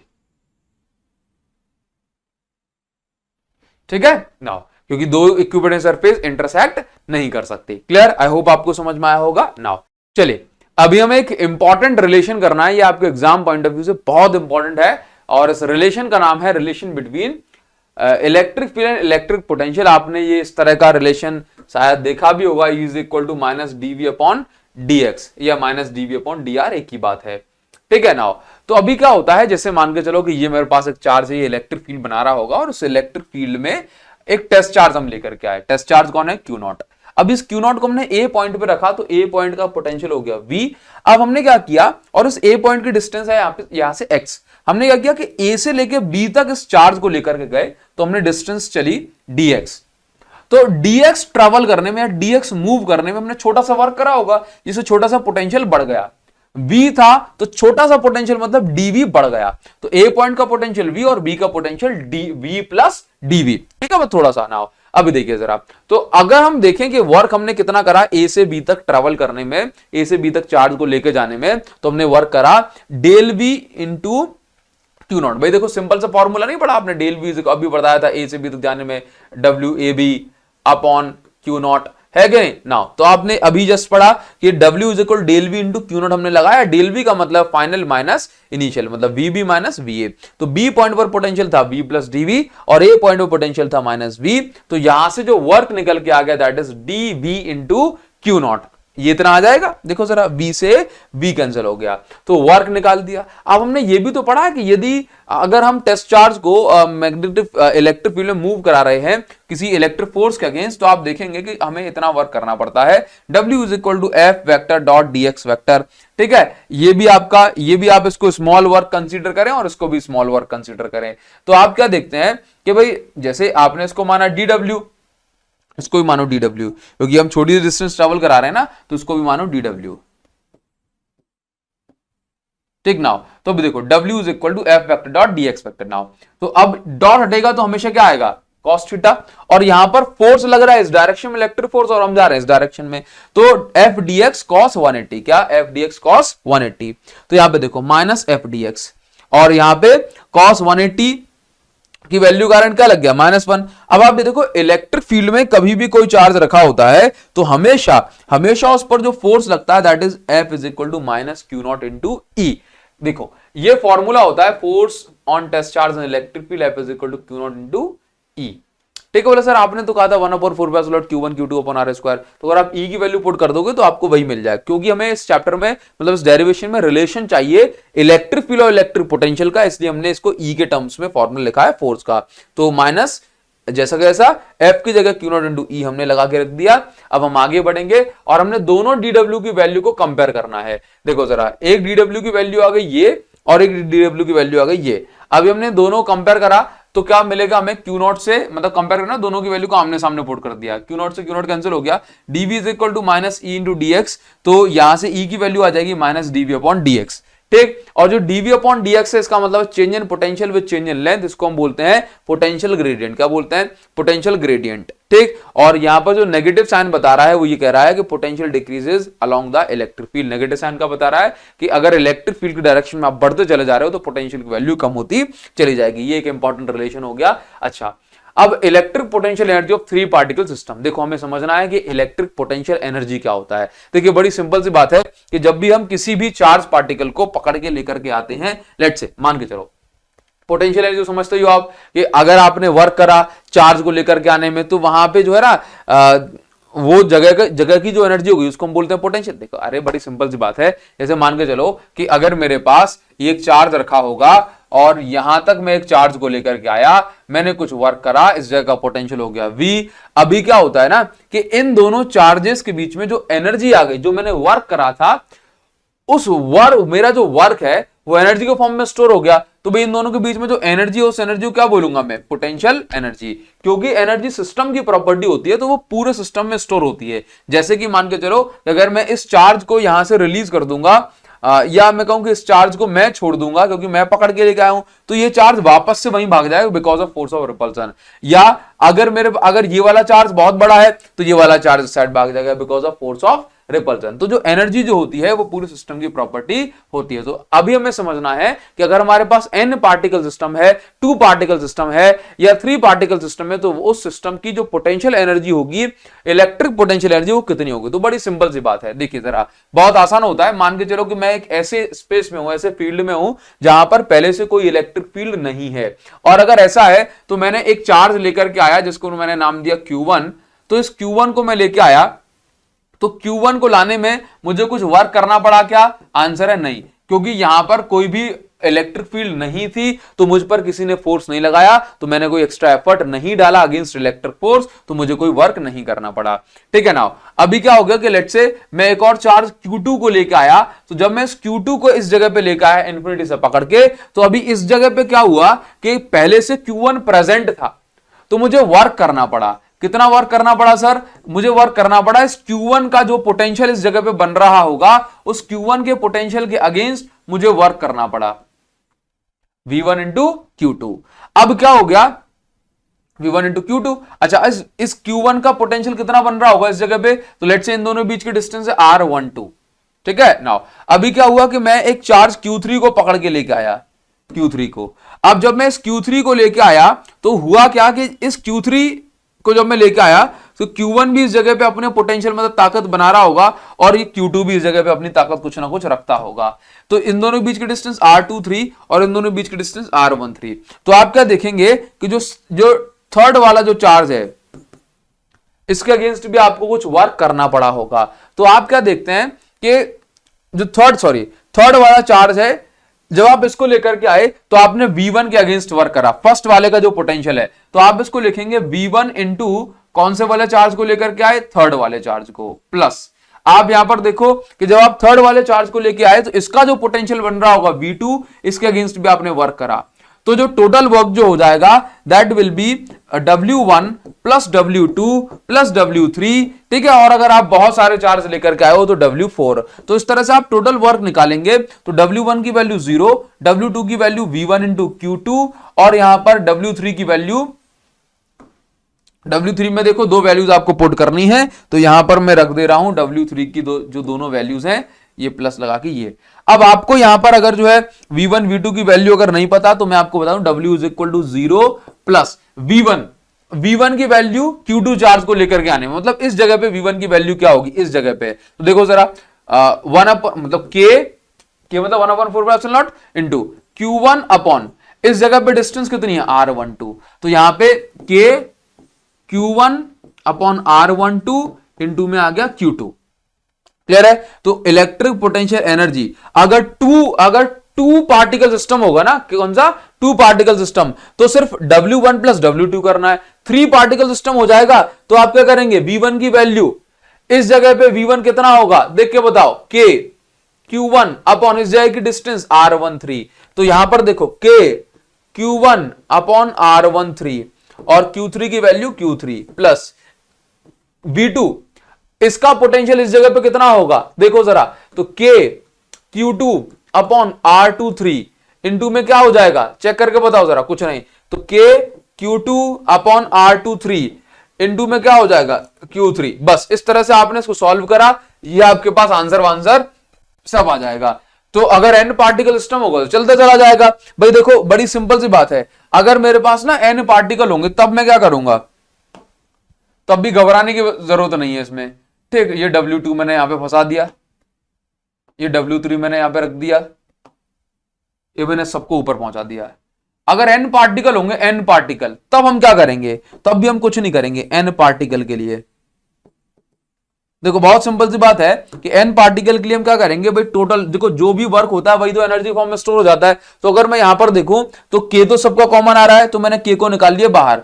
अभी देखो यहां पे Q1 Q2 है, यहां पे Q1 Q3 है और यहां पे Q2 Q3 है। तो अगर आप यहां पे देखेंगे कि भाई एक एक टर्म दो बार रिपीट हो रहा है, तो आपने क्या करा, समेशन। समेशन का मतलब क्या है कि भाई इन सबको हम ऐड करना चाहते हैं। तो एक एक टर्म कितनी बार ऐड हो रहा है, कितनी बार रिपीट हो रहा है, तो एक एक टर्म दो बार रिपीट हो रहा है। तो यहां पे मैं क्या करूंगा कि 2 का डिवाइड कर दूंगा। टेक नाउ, अब यहां एक टर्म दो बार रिपीट हो रहा है, Q1 यहां भी आ गया, Q1 यहां भी आ गया, तो समेशन हम लगा रहे हैं और यहां पे लिखेंगे Q और यहां पे लिखेंगे Q। ये हो गया I और ये हो गया पहले वाला दूसरे वाला J, और यहां पे R1 और ये यहां पे मतलब RI और ये J। ठीक है, I की वैल्यू कहां से कहां तक वेरी कर रही है, I की वैल्यू 1 से स्टार्ट होती है और कहां तक जाती है, इन्फिनिटी तक। इसी तरीके से J की वैल्यू भी कहां से स्टार्ट होगी, 1 से स्टार्ट हो सकती है और कहां तक, जैसे मान के चलो यहां पे ले लिया आपने, तो J की वैल्यू भी अगर 2 से स्टार्ट हुई तो कहां तक जाएगी, इन्फिनिटी तक जाएगी।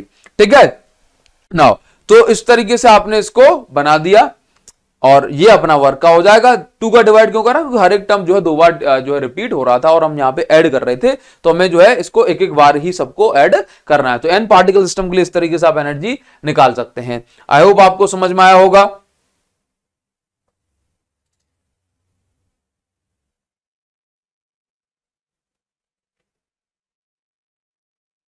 अच्छा, अभी इसके बाद क्या है कि फॉर 2 चार्जेस, तो आपने देखा कि 2 चार्जेस की जब हम बात कर रहे थे तो यहां पर एनर्जी कितनी आ गई, U इज इक्वल 2 चार्जेस होंगे तो सिंपल, ये देखो U Q1 Q2 upon R लेके चलो, सिंपल हो जाएगा। ठीक है, और अगर ये जो Q1 Q2 का जो मल्टीप्लाई हो रहा है, एक प्लस और एक माइनस चार्ज होगा, तो Q1 Q2 का जो मल्टीप्लीकेशन होगा ये नेगेटिव होगा, इसका मतलब अट्रैक्शन फोर्स बताएगा। तो जब Q1 Q2 की वैल्यू कैसी होगी, 0 से कम होगी, मतलब नेगेटिव होगी, तो पोटेंशियल एनर्जी आप नेगेटिव बोलोगे। अगर Q1 Q2 की वैल्यू पॉजिटिव आई, मतलब रिपल्सिव फोर्स उस समय लग रहा होगा, तो पोटेंशियल एनर्जी की वैल्यू आप पॉजिटिव बोलेंगे। ये हो गया हमारा जो मेन जो फंडामेंटल है वो। ठीक है, आगे बढ़ेंगे थोड़ा सा। ठीक है, और अभी हमें पढ़ना है यहां पर जो एक और इंपॉर्टेंट टॉपिक है, that is your potential energy stored in A dipole. मतलब अगर हमारे पास एक पोटेंशियल एनर्जी है, सॉरी, अगर हमारे पास एक डायपोल है और उस डायपोल को हम इलेक्ट्रिक फील्ड के अगेंस्ट अगर हम जो है रोटेट करते हैं, तो उसके अंदर कुछ पोटेंशियल एनर्जी स्टोर हो जाएगी। मतलब हमें कुछ वर्क करना पड़ेगा, तो जो हमारा जो वर्क होगा वो एनर्जी फॉर्म में स्टोर हो जाएगा। तो पोटेंशियल एनर्जी कितनी होगी ये हमें बताना है। आप आसान भाषा में ये ऐसे समझिए कि ये अगर मेरे पास एक डायपोल है, माइनस क्यू चार्ज और प्लस क्यू चार्ज, अब ऑब्वियस सी बात है कि भाई इलेक्ट्रिक फील्ड इस पॉजिटिव चार्ज पे ऐसे फोर्स लगाएगी और नेगेटिव चार्ज पे ऐसे फोर्स लगाएगी, तो भाई इस पे टॉर्क लगेगा ऐसे, और इलेक्ट्रिक फील्ड इसका मतलब इसको ऐसे अलाइन करना चाह रही है। हम जब इस डायपोल को इस पर्टिकुलर एंगल डी थीटा से हल्का सा इसको घुमाना चाहते हैं इलेक्ट्रिक फील्ड के अगेंस्ट, तो हमें कुछ वर्क करना पड़ेगा और जो वर्क होगा वही पोटेंशियल एनर्जी फॉर्म में स्टोर हो जाएगा। भाई सिंपल सी बात है ना, इलेक्ट्रिक फील्ड ऐसे घुमा रही है और हम इलेक्ट्रिक फील्ड के अगेंस्ट घुमा रहे हैं, तो हमें वर्क तो करना ही पड़ेगा, है कि नहीं। चलिए, तो हमने क्या करा कि हमें वर्क करना पड़ेगा, हमने माना। तो अब देखो, हम एक बार में ऐसा घुमा दें तो हम वर्क की कैलकुलेशन नहीं कर सकते। क्यों? क्योंकि देखो नॉर्मल सी बात है, वर्क का फॉर्मूला होता है फोर्स इनटू डिस्प्लेसमेंट, लेकिन रोटेशन कर रहे हैं तो फोर्स को हम टॉर्क बोलेंगे। क्या बोलेंगे? टॉर्क। ठीक है, और डिस्प्लेसमेंट की जगह एंगुलर डिस्प्लेसमेंट। तो आप यहां पे ऐसा बोल सकते हैं कि D W is equal to कितना हो जाएगा, tau into D theta, torque into D theta. छोटा सा एंगल क्यों? क्योंकि जैसे जैसे आप एंगल बदलेंगे जो वर्क डन की वैल्यू होती है वो भी बदलती है। तो यहां पे आपने एक बार में छोटा सा एंगल लिया, टाउ इंटू डी थीटा। अभी क्या हो गया, D W is equal to tau into D theta. हमने किसी पर्टिकुलर एंगल θ1 से इसको घुमाया और θ2 तक घुमाया, तो टाउ इंटू डी थीटा, इस तरह से लिमिट आ गई θ1 से θ2। ये स्मॉल वर्क है और ये क्या है, ये टोटल वर्क हो गया, टोटल वर्क। इंटीग्रेशन कर रहे हैं तो टोटल वर्क मिलेगा। नाउ अभी क्या करेंगे कि टॉर्क कितना लगता है डायपोल पे इलेक्ट्रिक फील्ड में, तो आंसर है पी साइन थीटा, और डी थीटा के प्लेस पर एज इट इज हमने डी थीटा पुट कर दिया। अभी क्या होता है, पीई तो हमने निकाल दिया बाहर, ये उसके बाद साइन थीटा का करेंगे इंटीग्रेशन, बिकॉज यहां पे पीछे लिखा था डी थीटा, तो साइन थीटा का इंटीग्रेशन हो गया माइनस कॉस थीटा, लिमिटेड θ1 से θ2 तक। तो हमने क्या करा कि W is equal to minus P और कॉस, देखो माइनस साइन तो बाहर आ गया, अब बचा कॉस थीटा, ठीक। तो एक बार थीटा की जगह अपर लिमिट, माइनस थीटा की जगह लोअर लिमिट। अब हमने क्या करा भाई, इस माइनस साइन को वापस अंदर लेके गए, तो कॉस θ1 जो माइनस का था वो प्लस का हो गया, और कॉस θ2 जो प्लस का था वो माइनस का हो गया नेगेटिव साइन के कारण। अभी हम आगे बढ़ेंगे, तो हमने क्या करा कि हमारे पास वर्क का फॉर्मूला ये बन गया। अगर हम बात करें कि डायपोल को π/2 से थीटा एंगल तक घुमाते हैं, तो मान के चलो अगर θ1 से θ2 तक घुमाओगे तो वर्क इतना करना पड़ेगा, θ1 से θ2 तक घुमाओगे तो वर्क आपको इतना करना पड़ेगा, ठीक है। अब इसमें स्पेशल केसेस हैं, जैसे कि स्पेशल केसेस क्या है कि डायपोल की जो स्टैंडर्ड पोजीशन होती है वो होती है 90 डिग्री। 90 डिग्री पर at 90 degree potential energy in dipole is zero, potential energy stored in dipole is zero. तो जब भी हम पोटेंशियल एनर्जी कैलकुलेट करते हैं तो डायपोल के लिए हमेशा एंगल कितना लेंगे, π/2 से लेके थीटा तक। तो π/2 से लेकर के आपने थीटा तक इसको पुट करा, तो वैल्यू आ गई W is equal to P 1 minus cos theta, और U इज इक्वल टू, हम W को ही क्या लिखते हैं, U is equal to 1 minus cos theta, ठीक है। अगर हमें जनरल वर्क निकालना है तो आप θ1 की जगह 0 और θ2 की जगह थीटा भी पुट कर सकते हो, आपको इससे कोई प्रॉब्लम नहीं आएगी। आगे बढ़ जाएंगे थोड़ा सा, मैक्सिमम वर्क के लिए क्या कंडीशन होती है कि θ1 को आप मानो 0 डिग्री और θ2 को मानो 180 डिग्री, मतलब यहां से इस तरीके से इसको ये माइनस और ये प्लस अगर ऐसे रखा हुआ है तो आप इसको जो है ऐसे पूरा पलट देंगे तो ये 180 डिग्री घूम जाएगा पूरा, ठीक है। तो ये इसको मैक्सिमम वर्क बोलते हैं, और ऐसी कंडीशन में जो वर्क आएगा that will B 2pe। Okay, now आगे बढ़ जाएंगे थोड़ा सा, और अभी हमारा जो नेक्स्ट टॉपिक है दैट इज कैपेसिटर। अभी देखिए कैपेसिटर क्या होता है, कैपेसिटर बेसिकली एक ऐसा डिवाइस होता है जो कि चार्ज को स्टोर कर सकता है या कहूं इलेक्ट्रिकल एनर्जी को स्टोर कर सकता है, और जरूरत पड़ने पर उस एनर्जी को एक बार में रिलीज कर सकता है। बेसिकली देखा जाए तो बैटरी भी एनर्जी, इलेक्ट्रिकल एनर्जी को स्टोर करती है, लेकिन क्या होता है कि जो बैटरी है वो एक कांस्टेंट रेट से एनर्जी को सप्लाई करती है, जबकि कैपेसिटर एक बार में ही ज्यादा एनर्जी को सप्लाई करता है। जैसे कि आपने ये फैन देखा होगा, मतलब अपने पंखे का कंडेंसर, जो कि क्या करता है कि स्टार्टिंग में फैन को एक इनिशियल टॉर्क चाहिए होता है, ज्यादा एनर्जी, स्टार्टिंग में पंखे को घूमने के लिए ज्यादा एनर्जी चाहिए होती है, और वो एनर्जी ये कंडेंसर प्रोवाइड कराता है। हाँ, इसी तरीके से जहां भी अपन को एक बार में ज्यादा एनर्जी चाहिए वहां पे अपन कैपेसिटर का यूज करते हैं। तो बेसिकली कैपेसिटर एक ऐसा डिवाइस हो गया जो कि इलेक्ट्रिकल एनर्जी को स्टोर करता है और उसको जरूरत पड़ने पर एक बार में बहुत सारी एनर्जी रिलीज कर सकता है। जैसे कि आपने डिफिब्रिलेटर देखा होगा, पेशेंट के चेस्ट पर जो मशीन लगाई जाती है कि नहीं, आपने देखा होगा पेशेंट की चेस्ट पे लगा, उसको अचानक झटका आया है कि नहीं। तो बेसिकली क्या होता है कि वो डिफिब्रिलेटर उस मशीन का नाम है, और उसके अंदर कैपेसिटर लगे होते हैं जो कि एक बार में बहुत सारी एनर्जी देते हैं। तो उस पेशेंट को एक बड़ा शॉक लगता है, और उतने से अगर उसका जो हार्ट है अगर वो रिवाइव कर सकता है तो वो कर जाएगा, अदरवाइज नहीं करेगा, ठीक है। चलिए, तो आपने देखा होगा तो कैपेसिटर आपको समझ में आया। तो अभी हम बात करेंगे कैपेसिटेंस की। तो कैपेसिटेंस क्या होता है, बेसिकली कैपेसिटी का ही दूसरा नाम कैपेसिटेंस होता है। देखिए, अभी कैपेसिटेंस क्या है, ये किसी कंडक्टर की वो प्रॉपर्टी है कि भाई ये कितना चार्ज स्टोर कर सकता है। तो बेसिकली कोई भी कंडक्टर कितना चार्ज स्टोर करेगा ये डिपेंड करेगा पोटेंशियल पे। किस पे? पोटेंशियल पे। क्योंकि देखो, चार्ज देने से पोटेंशियल बढ़ता है, चार्ज देने से क्या होता है, पोटेंशियल बढ़ता है, ठीक है। और अगर पोटेंशियल की वैल्यू देखो, जैसे मान के चलो ये मेरे पास एक कंडक्टर है, ठीक है। अभी क्या होगा, मैंने इसको चार्ज दिया, ये चार्ज दिया, अब इसका पोटेंशियल अगर बहुत ज्यादा बढ़ जाएगा तो क्या होगा कि भाई ये एयर के इलेक्ट्रॉन को भी खींच लेगा।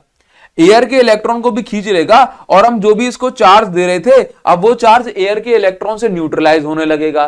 तो हम ऐसा बोलते हैं कि पोटेंशियल अगर जल्दी जल्दी बढ़ जाएगा तो फिर क्या होगा कि हम इसको और ज्यादा चार्ज नहीं दे पाएंगे। तो किसी बॉडी को आप कितना चार्ज दे सकते हो ये डायरेक्टली प्रोपोर्शनल है उसके पोटेंशियल के।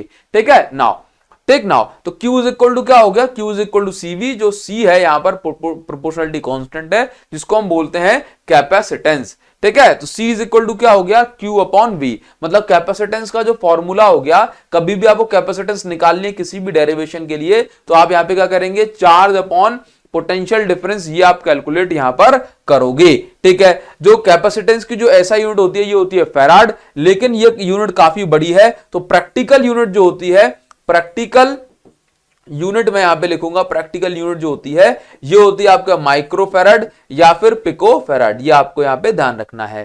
ठीक है, आगे हम बात करेंगे कैपेसिटेंस किन किन फैक्टर पे डिपेंड करती है। तो जैसे मान के चलो मेरे पास एक कोई भी जो है कंडक्टर है, कोई भी रॉड है, अब मैंने ना इसको चार्ज दिया तो मैंने आपको क्या बताया कि ये 2-3 मतलब मैं इसको ये जो कंडक्टर है कितना चार्ज स्टोर कर सकता है, मतलब इसकी कैपेसिटी कितनी है, कैपेसिटेंस कितनी है, 2-3 फैक्टर पे डिपेंड करता है कि भाई एक तो उसका साइज कितना है।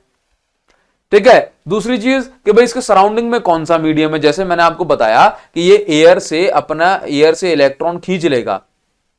ठीक, तो अगर मान के चलो एयर के अलावा पेपर हुआ तो हो सकता है कि पेपर से देर में इलेक्ट्रॉन खींच पाए, है क्या नहीं। तो इसका मतलब ये सराउंडिंग में कितना कौन सा मीडियम है उस पर भी डिपेंड करता है। मान के चलो आपने इसको ज्यादा चार्ज दे दिया, ज्यादा चार्ज देने से इसका पोटेंशियल बढ़ गया, अब पोटेंशियल बढ़ तो गया लेकिन पेपर से इलेक्ट्रॉन नहीं खींच पा रहा है ये, तो उसका मतलब है कि आप इसको और चार्ज दे सकते हो, क्योंकि जब ये इलेक्ट्रॉन खींचेगा तो इसके इलेक्ट्रॉन उसको न्यूट्रलाइज करेंगे, लेकिन अगर ये आसानी से इलेक्ट्रॉन नहीं खींच पाएगा तो आप इसको और चार्ज दे सकते हो, है क्या नहीं। तो कैपेसिटेंस सराउंडिंग मीडियम पे भी डिपेंड करती है, it depends on the shape of conductor as well. ठीक है, ये अलग अलग शेप पर भी डिपेंड करती है, क्योंकि आप ये देखेंगे पैरेलल प्लेट कैपेसिटर है तो उसकी कैपेसिटेंस कुछ और होगी, अगर सिलिंड्रिकल कैपेसिटर है तो उसकी कैपेसिटेंस कुछ और होगी, और अगर स्फेरिकल कैपेसिटर तो उसकी कैपेसिटेंस कुछ और होगी। आगे हम बात करें कैपेसिटर कैसे बनेगा। ठीक है, तो शेप पर भी डिपेंड करता है। ठीक है, कैपेसिटेंस ऑफ स्फेरिकल कंडक्टर, मान के चलो मेरे पास एक स्फेरिकल कंडक्टर है जिसको मैंने चार्ज दिया तो इसकी कैपेसिटेंस कितनी होगी, कितना चार्ज स्टोर करके रख सकता है। तो मान के चलो इस कंडक्टर की जो रेडियस है वो है स्मॉल r, तो हम ये देखेंगे कि भाई जो भी हमने चार्ज दिया है इस चार्ज के कारण कितना पोटेंशियल हो चुका होगा। तो ये चार्ज के कारण जो पोटेंशियल होगा that will be V is equal to 1/4πε0 Q upon R। तो कैपेसिटेंस मुझे निकालनी है तो फॉर्मूला बन जाता है Q अपॉन V। तो capacitance is equal to Q upon V की value V due to this point charge, या क्योंकि जो भी चार्ज होता है ना वो ऐसे बिहेव करता है ऐसे कि सेंटर पे रखा हो, मतलब ये जो भी चार्ज आप स्फीयर को देते हो वो हमेशा एक पॉइंट चार्ज की तरह बिहेव करता है, तो इसलिए हमने पॉइंट चार्ज का पोटेंशियल फॉर्मूला लगाया। Q से आप ये देखते हैं Q से Q कट जाएगा तो जो कैपेसिटेंस का जो फॉर्मूला आ जाएगा that is C is equal to 4πε0 R। ठीक है, तो कैपेसिटेंस रेडियस पर ये डिपेंड करने वाली है।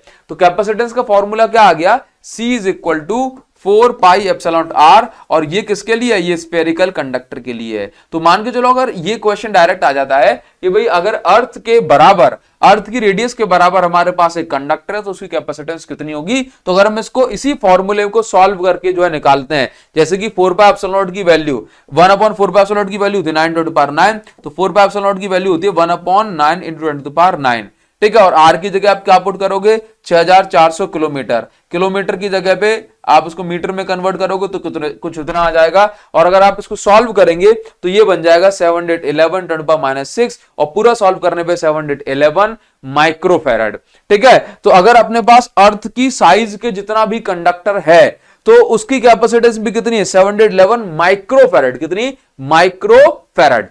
ठीक है, तो इसका मतलब यह है कि अगर आप जनरली या नॉर्मल एक कंडक्टर में चार्ज को देना चाहेंगे, कैपेसिटी की बात करेंगे तो उसकी जो कैपेसिटी होती है ये काफी कम होती है। तो अब हमें कुछ ऐसा करना पड़ेगा, कोई ऐसा अगड़म सगड़म हमें कुछ करना पड़ेगा, कोई चिकड़म बढ़ानी पड़ेगी कि भाई ये जो नॉर्मल कंडक्टर है उसकी कैपेसिटेंस बढ़ जाए। अदरवाइज आप देख रहे हो अर्थ के जितने साइज का कंडक्टर भी ले लोगे तो उसकी कैपेसिटेंस काफी कम होती है।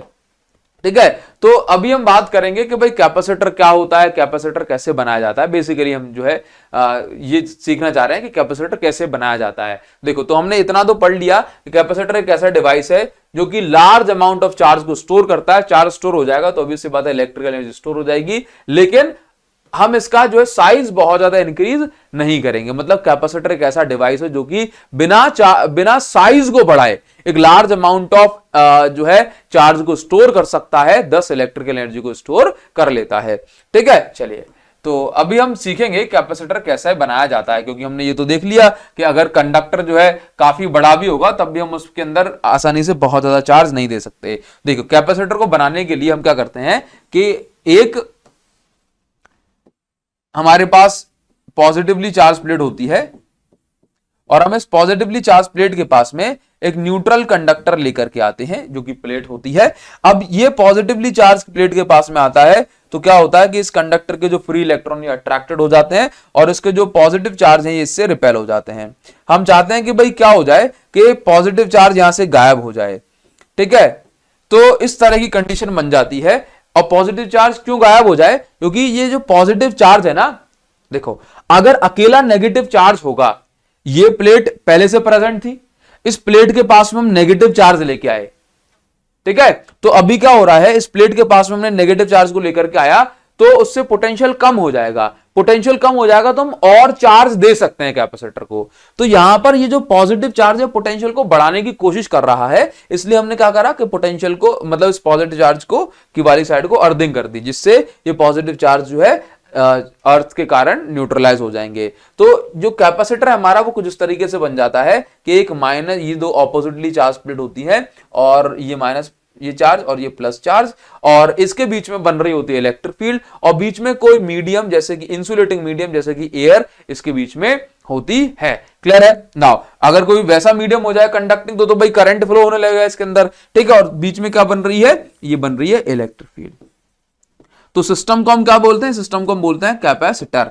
ठीक, इसको क्या बोलते हैं, कैपेसिटर। चलिए अभी आप देखिए, तो अभी हमें क्या करना है, capacitance of parallel plate capacitor. अगर हमारे पास एक पैरेलल, देखो मैंने आपको बताया कि ये हमारे पास हो गया पैरेलल प्लेट कैपेसिटर। अब इसी तरीके से अगर मेरे पास एक स्फीयर है, इस पर भी मैंने चार्ज दे दिया प्लस चार्ज। ठीक है, और मेरे पास एक दूसरा स्फीयर है, ये इससे बड़े साइज का है, यहां पे मान के चलो माइनस चार्ज हो गया। तो भाई ये कौन सा स्फीयर बन गया, ये बन गया, मतलब ये भी तो बन गया, दो अपोजिटली चार्ज सरफेसेस हो गई, तो ये बन गया हमारे पास एक स्फीयरिकल कैपेसिटर। ये है parallel plate capacitor. Exam point of view से पैरेलल प्लेट कैपेसिटर बहुत बहुत ज्यादा इंपॉर्टेंट है। चलिए तो अभी हम क्या करते हैं कि कैपेसिटेंस हमें फाइंड आउट करनी है कि अगर हमारे पास एक पैरेलल प्लेट कैपेसिटर होगा तो उसकी कैपेसिटेंस कितनी होगी। तो हमने क्या माना, यहां पे हमने ये मान लिया कि हमारे पास दो पैरेलल प्लेट बनाते हैं, मतलब एक कैपेसिटर। चलिए तो यहां पर हम लेंगे इस तरीके से एक जो है ये प्लस साइड हो गई। अच्छा एक चीज हमेशा याद रखो कि जो कैपेसिटर जो होती है, चार्ज कहां होता है, चार्ज होता है कैपेसिटर की प्लेट पे, है ना, चार्ज तो प्लेट पे ही होगा, लेकिन जो एनर्जी जो होती है, एनर्जी स्टोर होती है इन प्लेट के बीच वाली जगह पे, है ना, in the form of electric field. तो एनर्जी पूरे वॉल्यूम में होती है, चार्ज सरफेस पे होता है मात्र। ठीक है, चलिए तो ये जो है यहां पर क्या हो गई, यहां पर हो गई इलेक्ट्रिक फील्ड, और अभी बीच में क्या है, अभी बीच में सिर्फ और सिर्फ एयर है।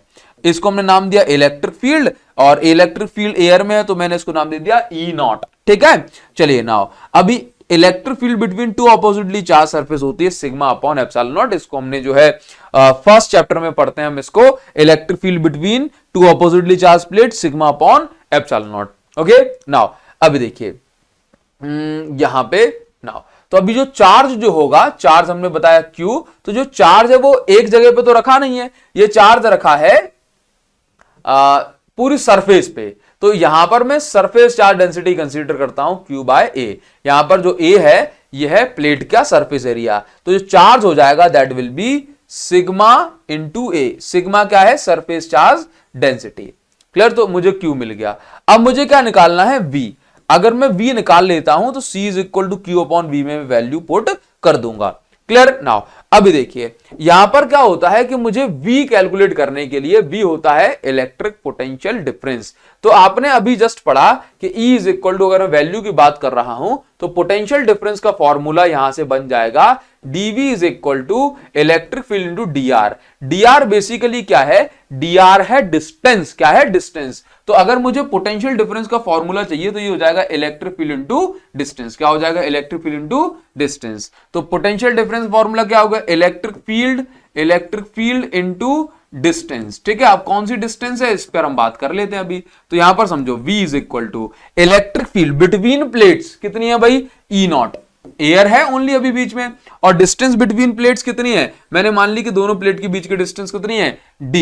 तो यहां से जो v इज इक्वल टू आ गया, ई नॉट की वैल्यू में क्या पुट करूंगा, sigma upon epsilon naught, d के प्लेस पर d आ गया। And now we will put this value in this formula. तो c is equal to q upon v आ गया, q के प्लेस पर sigma into a and v के प्लेस पर sigma by epsilon naught into d। यहां से sigma sigma cancel होगा, so what we find here is epsilon naught a upon d, epsilon naught a by d। तो यहां पर ये जो फॉर्मूला बन गया, ये फॉर्मूला आपका बन गया capacitance of A parallel plate capacitor. यहां से आप जो है कुछ फैक्टर अफेक्टिंग भी लिख सकते हो। आप यहां पर देखो कैपेसिटेंस का जो फॉर्मूला है इसमें Q आ रहा है क्या, फाइनल फॉर्मूले में चार्ज नहीं आ रहा। तो याद रखिए कैपेसिटेंस का मतलब होता है क्षमता, जो है कैपेसिटी, किसी कोई भी जो कैपेसिटर है वो कितना चार्ज स्टोर करके रख सकता है। याद रखिए कैपेसिटेंस जो है चार्ज पर डिपेंड नहीं करती। एक बहुत ज्यादा अमेजिंग सा पॉइंट है, इसको बहुत सारे बच्चे नहीं समझ पाते हैं।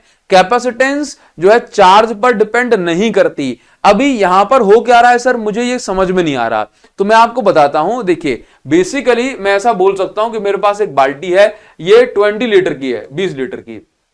ठीक, अब इसमें अभी 2 लीटर पानी है, 5 लीटर पानी है, 10 लीटर पानी है, टोटल 20 लीटर पानी है, या आपके पास 50 लीटर पानी है। कितना पानी है इससे मतलब नहीं है, इसकी कैपेसिटेंस फिक्स है।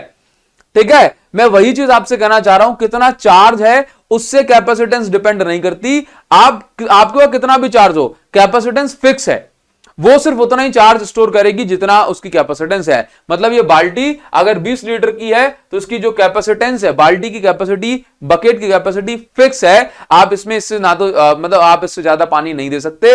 1 लीटर पानी है तब भी आप उसको 20 लीटर की बाल्टी बोलोगे, 5 लीटर पानी है तब भी आप उसको 20 लीटर की बाल्टी बोलोगे, और अगर 20 लीटर है तब भी आप उसको 20 लीटर की बाल्टी बोलोगे। इसी तरीके से मैं बोल सकता हूं कैपेसिटेंस भी फिक्स है, चार्ज पर डिपेंड नहीं करती है। फाइनली जो फॉर्मूला बनता है that is your epsilon naught a by d। अगर आपने प्लेट्स के बीच में कोई डाइलेक्ट्रिक मटेरियल भर दिया है, सर ये डाइलेक्ट्रिक क्या होता है आगे हम बात कर रहे हैं, एयर के अलावा कोई और मटेरियल, तो यहां पर डाइलेक्ट्रिक कांस्टेंट k का इनटू हो जाता है और फाइनल फॉर्मूला आपके पास कुछ इस तरीके से बचता है।